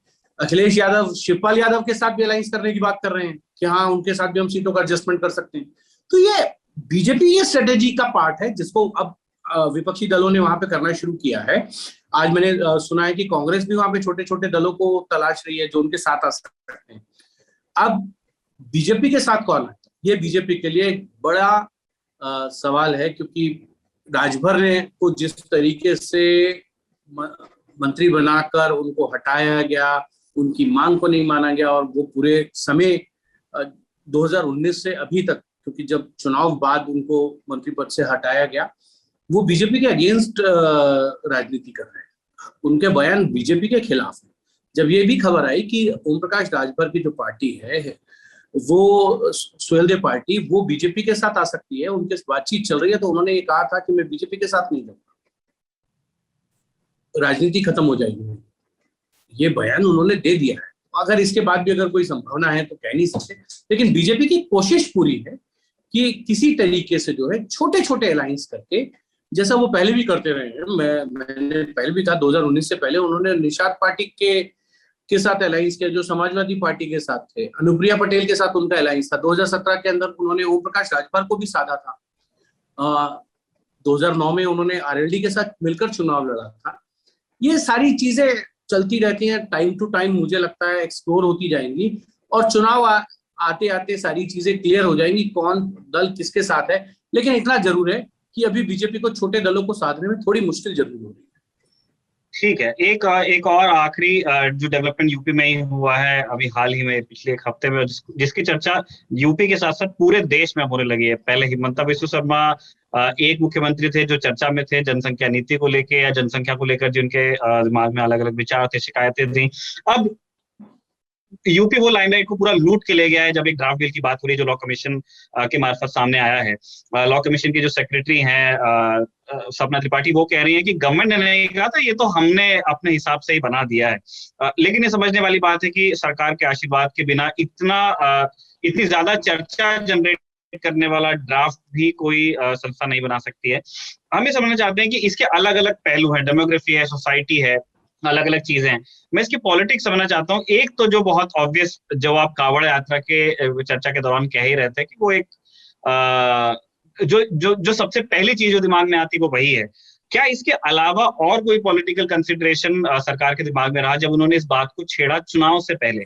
क्योंकि इस तरह के जो ज्यादा कंट्रोवर्सी जनरेट करने वाले डिसीजंस होते हैं, वो अमूमन आप अगर करना चाहते हो, एग्जीक्यूट करना चाहते हो, तो आप अपने टेन्योर में पहले ले लेते हो, ताकि फिर बाद में आप उस बैड ब्लड को पीछे छोड़ के फिर से आप विकास का जो हिमंता विश्व शर्मा ने किया। जी जी जी, मैं वही कह रहा हूँ। शुरुआत हिमंता विश्व शर्मा ने पॉपुलेशन कंट्रोल करने के लिए, जनसंख्या नियंत्रण के लिए जो कानून बनाने की शुरुआत है, वो हिमंता विश्व शर्मा ने। ये उनका, कह सकते हैं, उनकी सरकार का हनीमून पीरियड है, उसी में उन्होंने ये फैसला भी ले लिया है। और जनसंख्या नियंत्रण हो, अन्य हो, बहुत सी चीजों पे वो कैटल स्लॉटर हाउसेस को उन्होंने बैन करने का जो एक ड्राफ्ट तैयार किया है, वो तमाम इस तरीके के फैसले ले रहे हैं। अब सवाल यह है कि क्यों योगी सरकार बनाने पे आ गई? क्योंकि हिमंता विश्व शर्मा ने किया। और मैं फिर यही कहूंगा कि पॉपुलेशन कंट्रोल सही है, जरूरी है इस देश के लिए, क्योंकि रिसोर्सेज जो है बहुत लिमिटेड है, इसके लिए कोई दो राय नहीं। लेकिन बीजेपी के एक अलायंस पार्टनर है जेडीयू, उनके मुख्यमंत्री हैं नीतीश कुमार, जो सबसे बड़े हैं, क्योंकि अब तो अलायंस पार्टनर बहुत कम रह गए बीजेपी के। उसको एक या दो उंगली पे गिनले तो बहुत, क्योंकि शिवसेना चली गई है, अकाली दल चला गया है, स्टेट्स में कहीं है तो बहुत बड़े नहीं है, लेकिन है। अब प्रधानमंत्री नरेंद्र मोदी ने पिछले साल लाल किले के प्राचीर से जनसंख्या नियंत्रण को लेकर अपील की थी। पिछले एक साल में क्यों नहीं इस तरीके के फैसले लिए गए? सवाल ये है। सवाल का जवाब यह है कि अब चुनाव आने वाला है, इसीलिए ये बिल लाके आप जो है ये कोशिशें करते दिखना चाहते हैं कि हम जनसंख्या नियंत्रण पर काबू पाना चाहते हैं, और अपने खास वोट बैंक को आप संदेश देना चाहते हैं। अब योगी जी तो लाए हैं, लेकिन क्या योगी जी ये कहेंगे कि मेरी कैबिनेट में जिनके 2 बच्चे हैं या उनसे 2 से ज्यादा जिनके बच्चे हैं, मैं उनको कैबिनेट से हटा दूंगा? या बीजेपी ये बिल ड्राफ्ट करेगी, वहां पे यूपी के अंदर जिनके 2 बच्चे हैं उनको टिकट मिलेगी, 2 से ज्यादा जिनके बच्चे उनको टिकट नहीं मिलेगी? ये होगा क्या? नहीं होगा। ये संदेश देना है, और वो संदेश देना चाहते हैं आप। अच्छा है, मैं भी कहता हूं कि ये सारी चीजें होनी चाहिए, लेकिन शुरुआत अगर कोई चीज साफ करनी है तो पहले अपने घर से शुरुआत कीजिए, वो नहीं होगा। एक और अब जब से वो ड्राफ्ट की चर्चा बाहर आई, उसके बाद ये हुआ है कि तमाम बीजेपी नेताओं ने उसी आशय के बयान दिए कि ये एक बहुत जरूरी बिल है। यूपी के नेताओं ने तो दिए ही दिए। मैं समझना चाहता हूँ कि विद इन पार्टी जो उत्तर प्रदेश भाजपा है और विद इन यूपी गवर्नमेंट जो वही लोग सरकार चला भी रहे हैं, उनके अंदर वो किस तरह की बातचीत, मतलब ये आइडिया था किसका, इसकी टाइमिंग और इस आइडिया के जनक के बारे में हम कुछ जानते हैं क्या? नहीं देखिए, मैं फिर कहूंगा क्योंकि बहुत सूट करने वाला आइडिया भी नहीं है। हाँ जी, आप कुछ बोलिए। नहीं आप कुछ कह रहे हैं। नहीं आप बताइए। नहीं आप कह रहे थे जनक के बारे में जानते हैं, कौन इस आइडिया का है? जी पूछ रहा हूँ।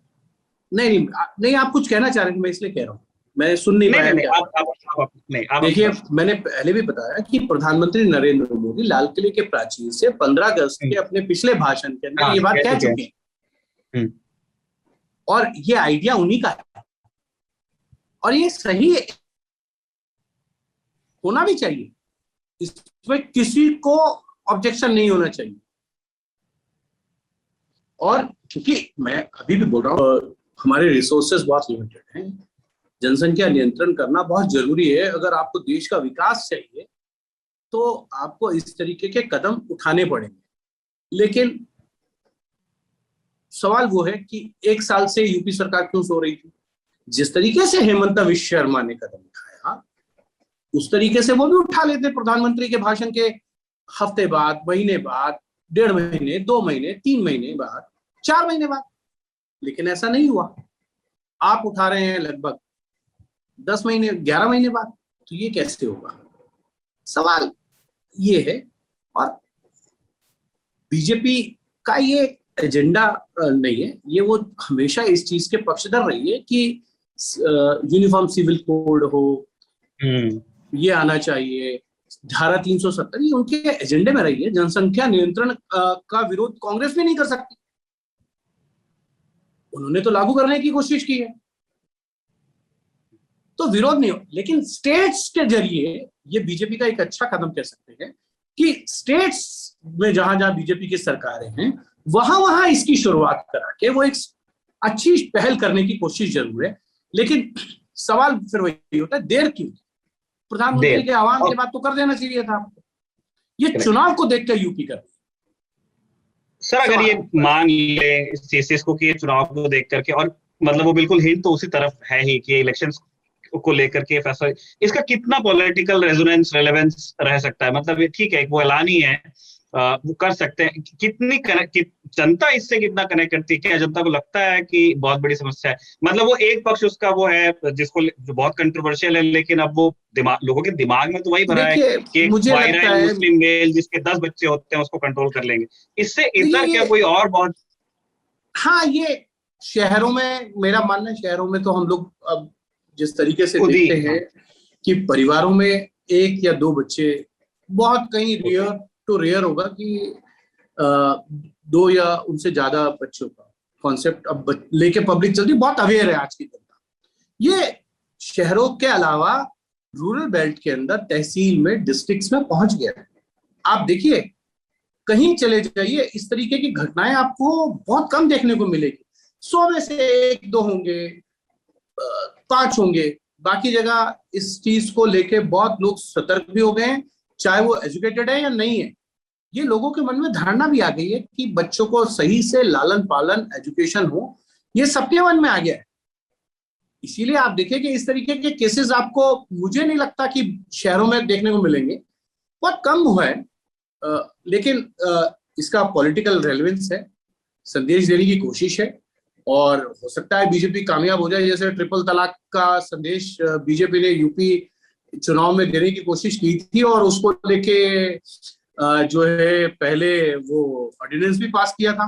तो ये कोशिश कर रहे हैं, कोशिश होती है, लेकिन उसका एक पॉलिटिकली संदेश जाएगा। अब उसका कितना फायदा मिलता है, नहीं मिलता है आज के दौर में, लेकिन इतना जरूर है कि बीजेपी यूपी के अंदर जो है वो पॉलिटिकली संदेश की कोशिश ज्यादा है। इम्प्लीमेंट तो जब होगा तब होगा, उस ड्राफ्ट में क्या क्या आता है उसको आप, क्योंकि आप उसके लिए कितना टाइम देंगे फ्यूचर में, परिस्थितियों को समझते हुए कि अवेयरनेस के प्रोग्राम चलाए जाएं लोगों के लिए, इतने महीने बाद हम इसको लागू करेंगे क्योंकि कुछ अभी महिलाएं प्रेग्नेंट होंगी, उसको लेकर ध्यान में रखते हुए सारी चीजें देखने के बाद ही क्योंकि ये फैसला होगा। लेकिन अगर ला रहे हैं तो अभी उसको लाने का पॉलिटिकली मैसेज ज्यादा है, क्योंकि लागू तो उसको बहुत बाद में किया जाएगा, चुनाव बाद ही होगा ये, क्योंकि जिस तरीके के सर्कमस्टांसेस बनेंगे उस बिल के बाद, वो जो मैंने आसाम का पढ़ा है बिल को लेकर, उसमें यह है कि 18 महीने का समय दिया जाएगा, पहले कैंपेन चलाया जाएगा, फिर लोगों को अवेयर किया जाएगा और टाइम पीरियड देने के बाद इसको लागू किया जाएगा। तो यूपी में भी अगर इस तरीके का ड्राफ्ट होगा, ऑलमोस्ट सिमिलर ही होगा, वो चुनाव बाद ही लागू हो पाएगा। लेकिन आज आप करके एक संदेश देने की कोशिश जरूर कर रहे हैं और वो संदेश होगा, नेचुरल है, उसका चुनाव से फायदा भी होगा लेने की कोशिश तो है ही है। जैसे मैंने बताया आपको, ट्रिपल तलाक का एक बहुत बड़ा फायदा बीजेपी को 2019-17 के विधानसभा चुनाव में मिला था। एक अंतिम प्रश्न, और चूंकि आप बीजेपी की बीट से हैं तो आप ही के पास इसका जवाब होने की ज्यादा संभावना भी है। सर, आप जैसे आपने कहा कि अब ये स्टेट्स के रास्ते अब धीरे धीरे उस तरफ जाने की कोशिश है, अगर असम और यूपी को अगर एक पैटर्न माने, क्या नेशनल लेवल पे लीडरशिप को लगता है कि इस तरह के किसी कानून की जरूरत है? क्या नेशनल लेवल पे किसी तरह के कानून की बात विद इन बीजेपी हुई है या हो सकती है? क्योंकि केंद्र में तो भाजपा के पास अभी टाइम है। देखिए, केंद्र में बीजेपी के पास टाइम है और मैंने आपको कहा कुछ ऐसी चीजें होती हैं जो केंद्र सरकार के द्वारा नहीं लाई जा सकती, जो बीजेपी और संघ के एजेंडे में है, लेकिन वो केंद्र में कानून बना के नहीं लाया जा सकता। उसके एग्जाम्पल है, आप गो हत्या को लेकर केंद्र कानून नहीं बना सकते, वो स्टेट्स में है। लव जिहाद को लेकर स्टेट्स ने कानून बना दिए, केंद्र नहीं बना सकता। तो ये एक तरीके की एक्सरसाइज है अच्छी, वो अपने एजेंडे की एक्सरसाइज कर रहे हैं। और केंद्र में क्योंकि एक रिप्रेजेंटेशन है देश का और कई जगह पे वो चीज अच्छी है और बुरी है, इसीलिए जहां उनकी सरकारें हैं बीजेपी की, वहां ये सारी चीजें इंप्लीमेंट हो रही हैं। आप देखिए, लव जिहाद को लेकर कानून बने हैं, आप देखिए कि गो हत्या को लेकर कानून बनाए जा रहे हैं। अब जो है जनसंख्या नियंत्रण को लेकर हो रहा है, चाहे वो यूपी में है, असम उसके लिए ने पहले पहल की है, मध्य प्रदेश में ये आवाज उठने लगी है। तो ये तमाम तरीके की चीजें होती रहती हैं। तो ये होगा, एजेंडा अपना किस ढंग से लागू करना है, केंद्र के द्वारा अगर हो सकता है तो केंद्र के द्वारा होगा। जैसे सीए को लाया गया, तो केंद्र के द्वारा जो है जो कानून बनाया जा सकता है वो केंद्र के द्वारा बनाने की कोशिश की गई है और बनाया गया है।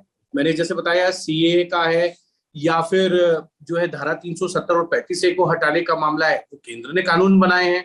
लेकिन लव जिहाद हो, गो हत्या पे बैन हो, या जनसंख्या नियंत्रण, वो स्टेट्स में जहां बीजेपी की सरकारें हैं उसको उस ढंग से लागू कराने की कोशिश है, क्योंकि ये संघ के एजेंडे में है। सर, एक छोटी टिप्पणी, चूंकि अभी मॉनसून सेशन बिल्कुल सिर पे ही है और हमारे बहुत सारे दर्शक सेशन जब चल रहा होगा शायद तभी देख भी रहे होंगे इस एपिसोड को, कई लोग 2 और 3 दिन बाद देखते हैं। रीजिग पूरा हो गया, आपने कैबिनेट कमिटीज को भी काफी रिकंस्टिट्यूट कर दिया, बड़ी कमिटीज को छोड़ दें तो फिर बाकी कमिटीज में वो जो जहां जहां जिसको रखना चाहते थे, निकालना चाहते थे, कुछ एलाइज को बाहर किया गया, वो अब प्रैक्टिस पूरी खत्म हो गई। सरकार अब अपने नए स्वरूप में आ गई है और अब सेशन शुरू होने वाला है। सेशन में जब जाएगी सरकार, फिलहाल किसी एजेंडे की या किसी लाइन ऑफ एक्शन या थॉट की जानकारी पहुंची है सर आप तक? देखिए, क्योंकि कई महत्वपूर्ण बिल पास करने हैं, वो सरकार के एजेंडे में है। 2 राउंड की बैठक राजनाथ सिंह ले चुके हैं नए मंत्रियों की। आज कुछ विपक्षी नेताओं से मुलाकात कर रहे हैं राजनाथ सिंह, और जो फ्लोर मतलब नेता सदन बने हैं राज्यसभा में, पीयूष गोयल, थावरचंद गहलोत के बाद, उन्होंने भी तमाम नेताओं से मुलाकात की है। मल्लिकार्जुन खड़गे से की है, मनमोहन सिंह से की है, शरद पवार से मुलाकात की है। सरकार की कोशिश है कि अच्छे तरीके से सदन चले, लेकिन प्रधानमंत्री नरेंद्र मोदी ने एक बड़ी बात जो है अभी अपनी मंत्रिपरिषद की बैठक के अंदर कही है कि जो नए मंत्री हैं वो अच्छी तरीके से संसद के नियम और कानूनों को पढ़ लें, अपने मंत्रालय की जो जानकारियां हैं उसको अच्छे ढंग से इकट्ठा करें और संसद के अंदर प्रश्नों का जवाब दें। और सरकार के पक्ष को बेहतर तरीके से आप रखें, मजबूती के साथ रखना होगा। उन्होंने बहुत अच्छी चीज भी कही कि जब रोस्टर ड्यूटी होती है, संसद में रोस्टर ड्यूटी होती है केंद्रीय मंत्रियों की, उस रोस्टर ड्यूटी में आपको रहना होगा। आप छुट्टी मत लीजिए। आप जो है, जब से मंत्री मंडल का विस्तार हुआ है तब से उन्होंने कह दिया था अपने मंत्रियों को अगले दिन बृहस्पतिवार को पिछले, कि आपको 15 अगस्त तक दिल्ली में रहना है।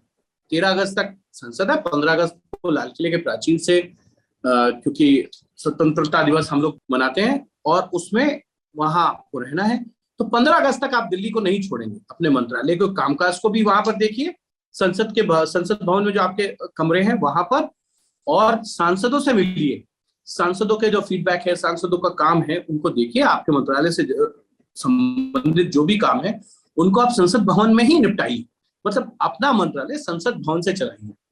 तो एक अच्छी, ये कह सकते हैं ज्यादा इफेक्टिव इस सरकार जो है इस मानसून सेशन के अंदर आपको नजर आएगी।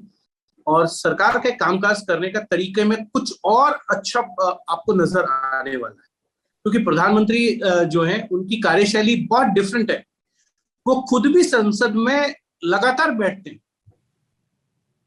हाउस में जिस दिन उनका हाउस होता है, लोकसभा या राज्यसभा में, वहां जाते हैं, कोई इंपॉर्टेंट डिस्कशन होता है वहां जाते हैं। अदरवाइज वो संसद भवन में अपने कमरे में लोगों से मिलते हैं, सांसदों से मिलते हैं, जिन लोगों की अपॉइंटमेंट होती है उनसे वहां संसद भवन में मिलते हैं ज्यादातर। अगर कोई ऐसा काम नहीं है कि वो संसद भवन के बाहर ही हो सकता है, कोई प्रोटोकॉल की चीजें हैं जो संसद भवन में नहीं हो सकती है, प्रधानमंत्री आवास या प्रधानमंत्री कार्यालय में हो सकती है, उसके अलावा वो संसद भवन को छोड़ते नहीं। और संसद भवन में वो रात को 10-10 बजे तक बैठते हैं। जब तक हाउस चलता है हम लोग देखते हैं कि प्रधानमंत्री वहीं रहते हैं। बहुत से मंत्री चले जाते थे, प्रधानमंत्री संसद के अंदर रहते हैं। वो यही चाहते हैं कि आप अपना दफ्तर वहीं से चलाइए, अगर जरूरी नहीं है तो संसद भवन को नहीं छोड़िए।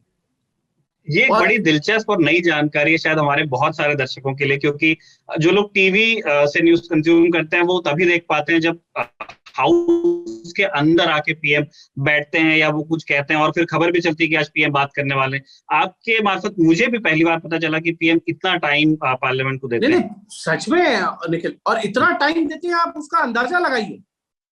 वो संसद भवन में ही रहते हैं और संसद भवन के दोनों सदनों के टेलीविजन, राज्यसभा और लोकसभा का, उनके टेबल के सामने होता है।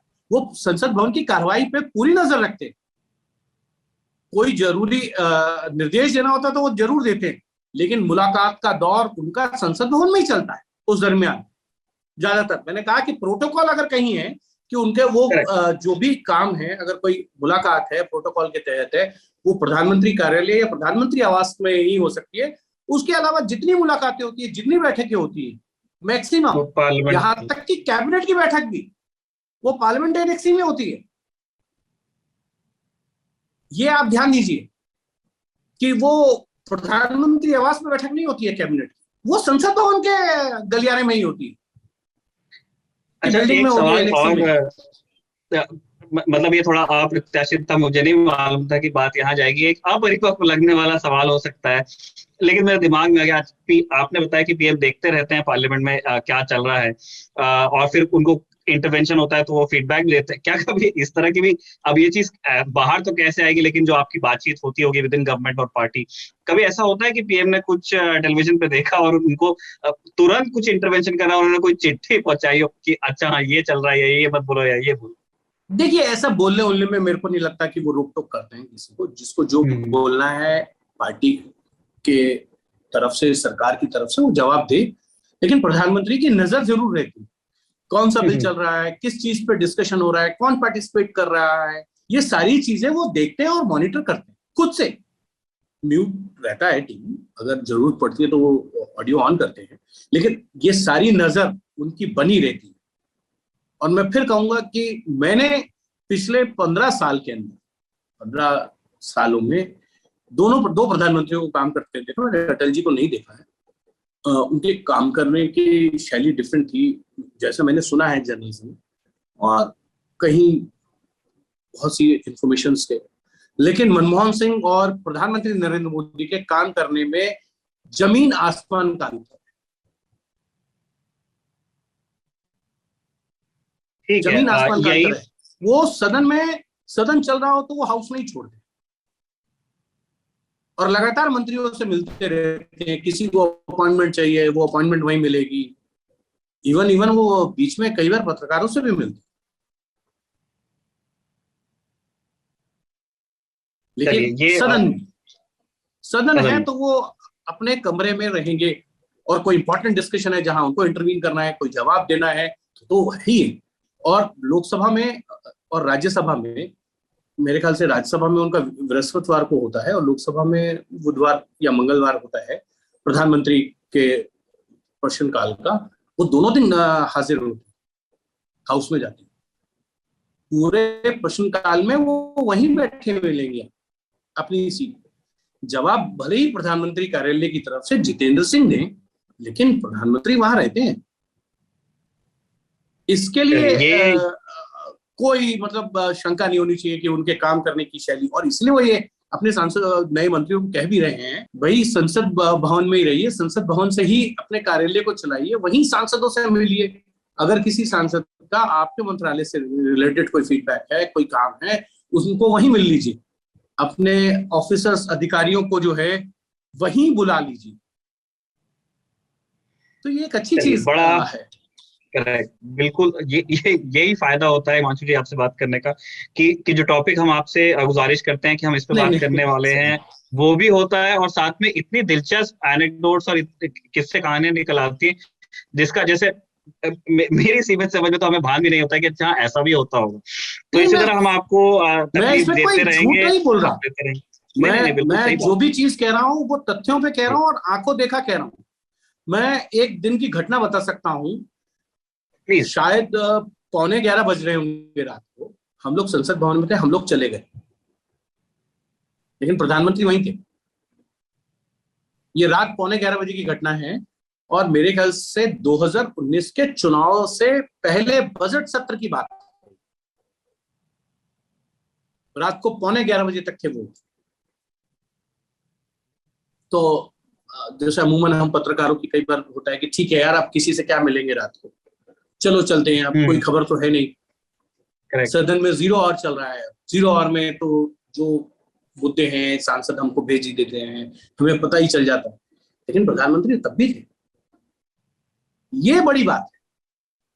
किसी प्रधानमंत्री के लिए सदन चल रहा हो, उस सदन में वो जरूर रहते हैं। अमूमन अगर कोई काम है, कोई उनका टूर है, तो वो एक अलग विषय है, लेकिन जनरली जब भी हैं वो वहां रहेंगे सदन में, और यही उनकी एक खासियत है।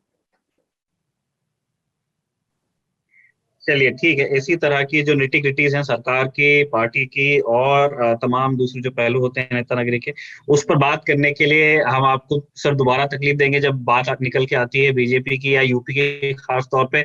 अब तो ज्यादा ही काम पड़ेगा आपसे हमारा, जब जैसे जैसे इलेक्शंस पास आते जा रहे हैं। शुक्रिया आज वक्त देने के लिए, और अग्रिम शुक्रिया आने वाली बैठकों के लिए। कुछ कह रहे हैं सर आपको? मैं तो कहूंगा कल्याण सिंह के ऊपर देखना चाहिए।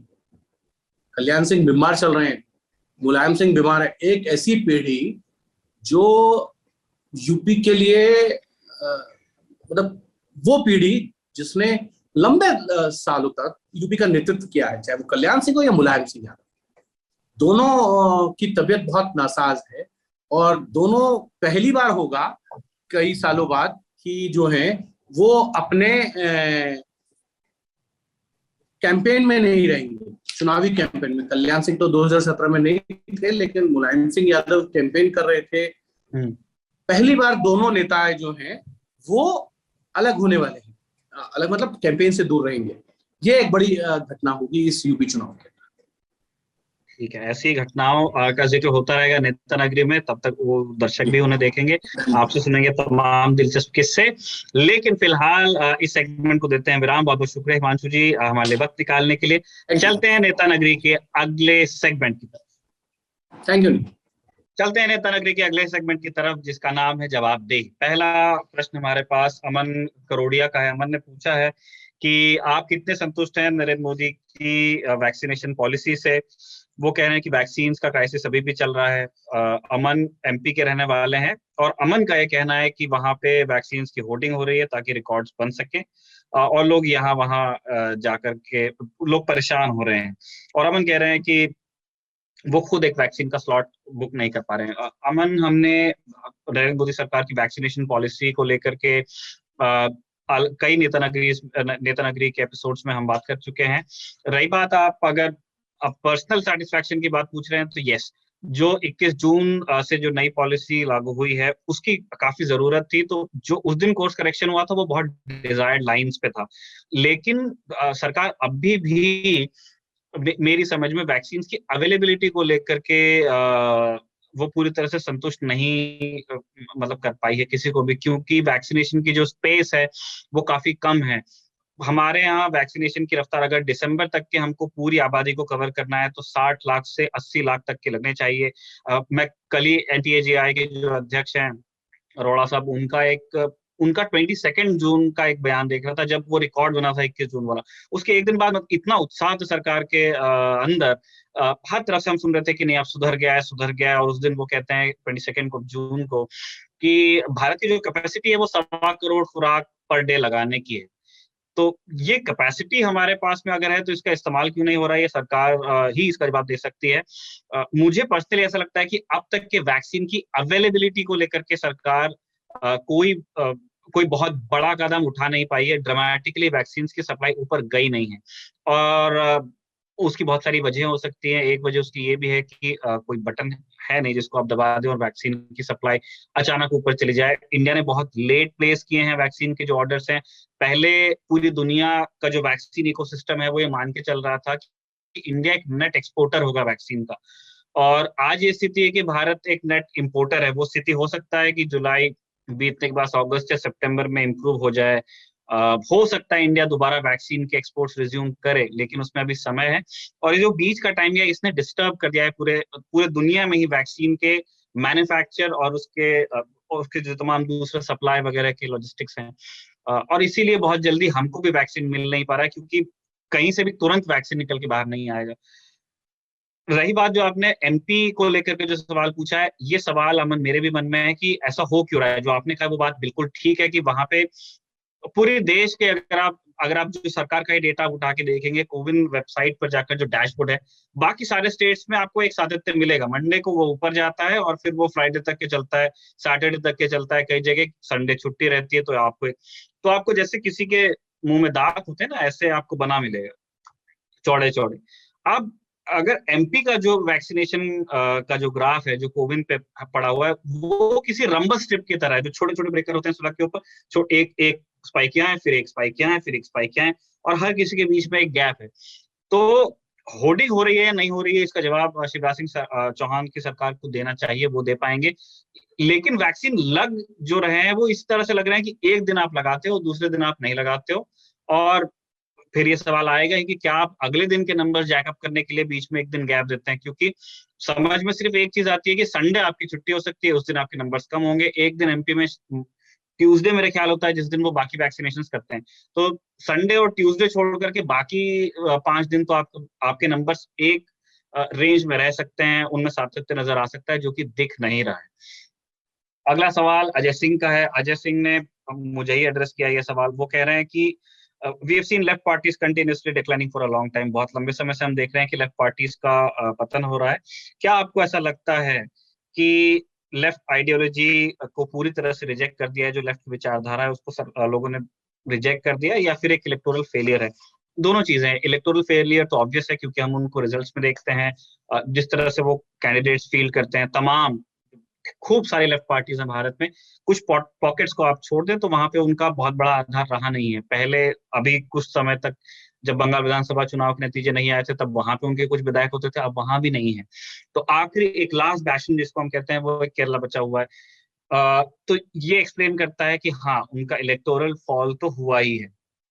दूसरी चीज आप जो पूछ रहे हैं कि ये क्या ये रिजेक्शन है लेफ्ट आइडियोलॉजी का, पर्सनली मुझे लगता है ये लेफ्ट आइडियोलॉजी का रिजेक्शन नहीं है। वो अब इलेक्टोरल सक्सेस में क्यों नहीं मैनिफेस्ट हो रहा है वो दूसरी बहस है। लेकिन मुझे जो चीज फील होती है वो ये है कि लेफ्ट के साथ में ये समस्या रही है बहुत लंबे समय से, अभी भी है, कि जिस आइडियोलॉजी को वो टो करते हैं, जिसको प्रोपोगेट करते हैं, उसको वो भारतीय जो जनमानस है उसको वो उतने अच्छे से सेल्फ कर नहीं पाते हैं।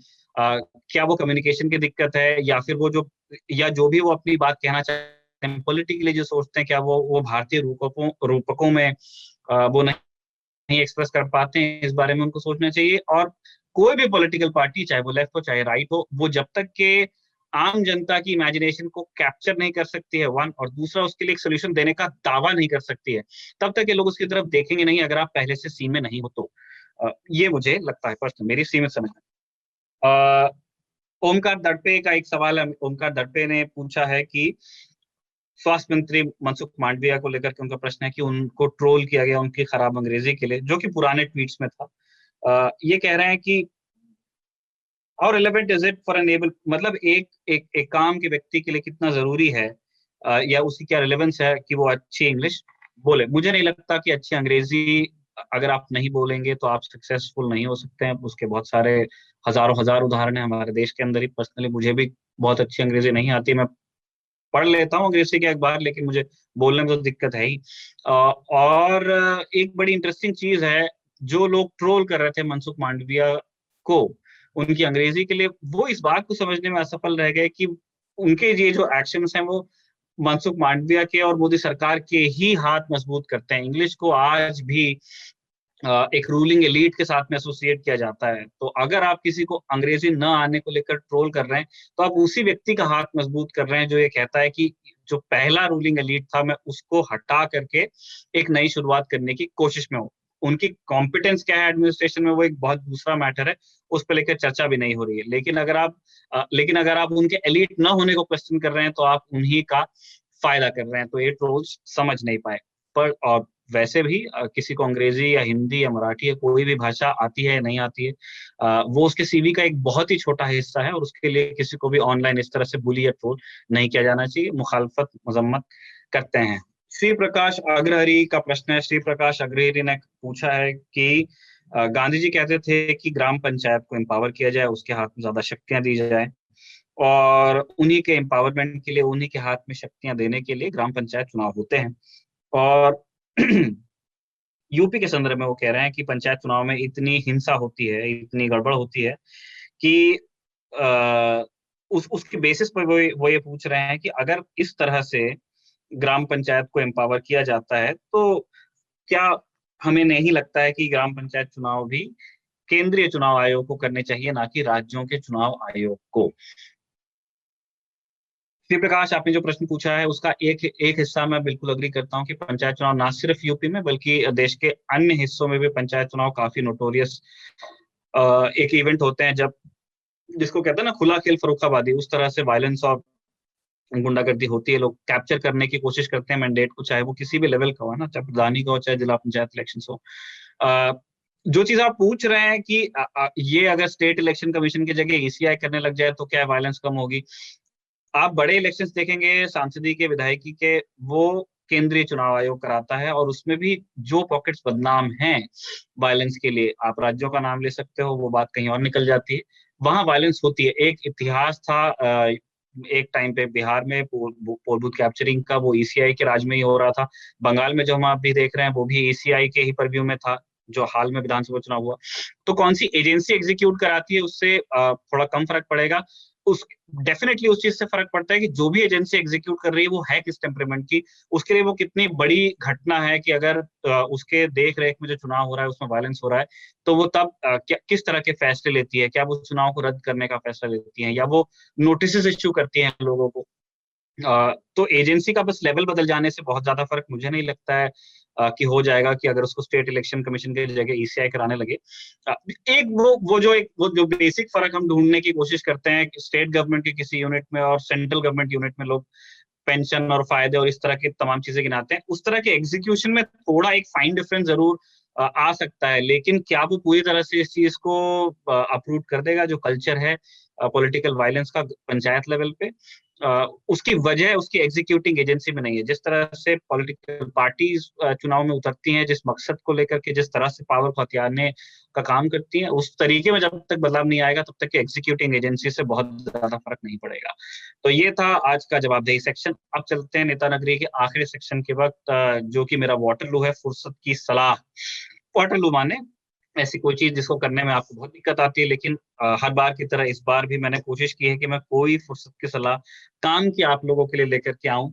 और चूंकि अब से थोड़ी देर पहले इसी एपिसोड में हम इनफैक्ट जनसंख्या नीति की बात कर रहे थे, असम की भी, यूपी की भी, तो जो कोर्सिव तरीका है पॉपुलेशन को कंट्रोल करने का, उसको लेकर के सबसे बड़ा और सबसे बदनाम उदाहरण चीन का है। अगर आप देखना चाहते हैं कि कोर्शन किस तरह की स्थिति पैदा कर सकता है, तो आप एक डॉक्यूमेंट्री देख सकते हैं, वन चाइल्ड वन नेशन। मैंने पर्सनली ये डॉक्यूमेंट्री अमेज़न प्राइम पे देखी थी। आई बिलीव कि ये बाकी प्लेटफॉर्म्स पे भी अवेलेबल होगी। एक अमेरिकन डॉक्यूमेंट्री है। इससे अगर आप देखेंगे तो आपको पता चलेगा कि जब एक अच्छे ऑब्जेक्टिव को लेकर भी पहली चीज नीयत में खराबी होती है और दूसरा आप कोर्शन का रास्ता अपनाते हो, तो वो किस तरह की बर्बादी जन सकता है किसी भी देश के लिए, किसी भी समाज के लिए। तो ये था इस हफ्ते का नेता नगरी। आपको कैसा लगा कमेंट बॉक्स में जरूर बताइएगा।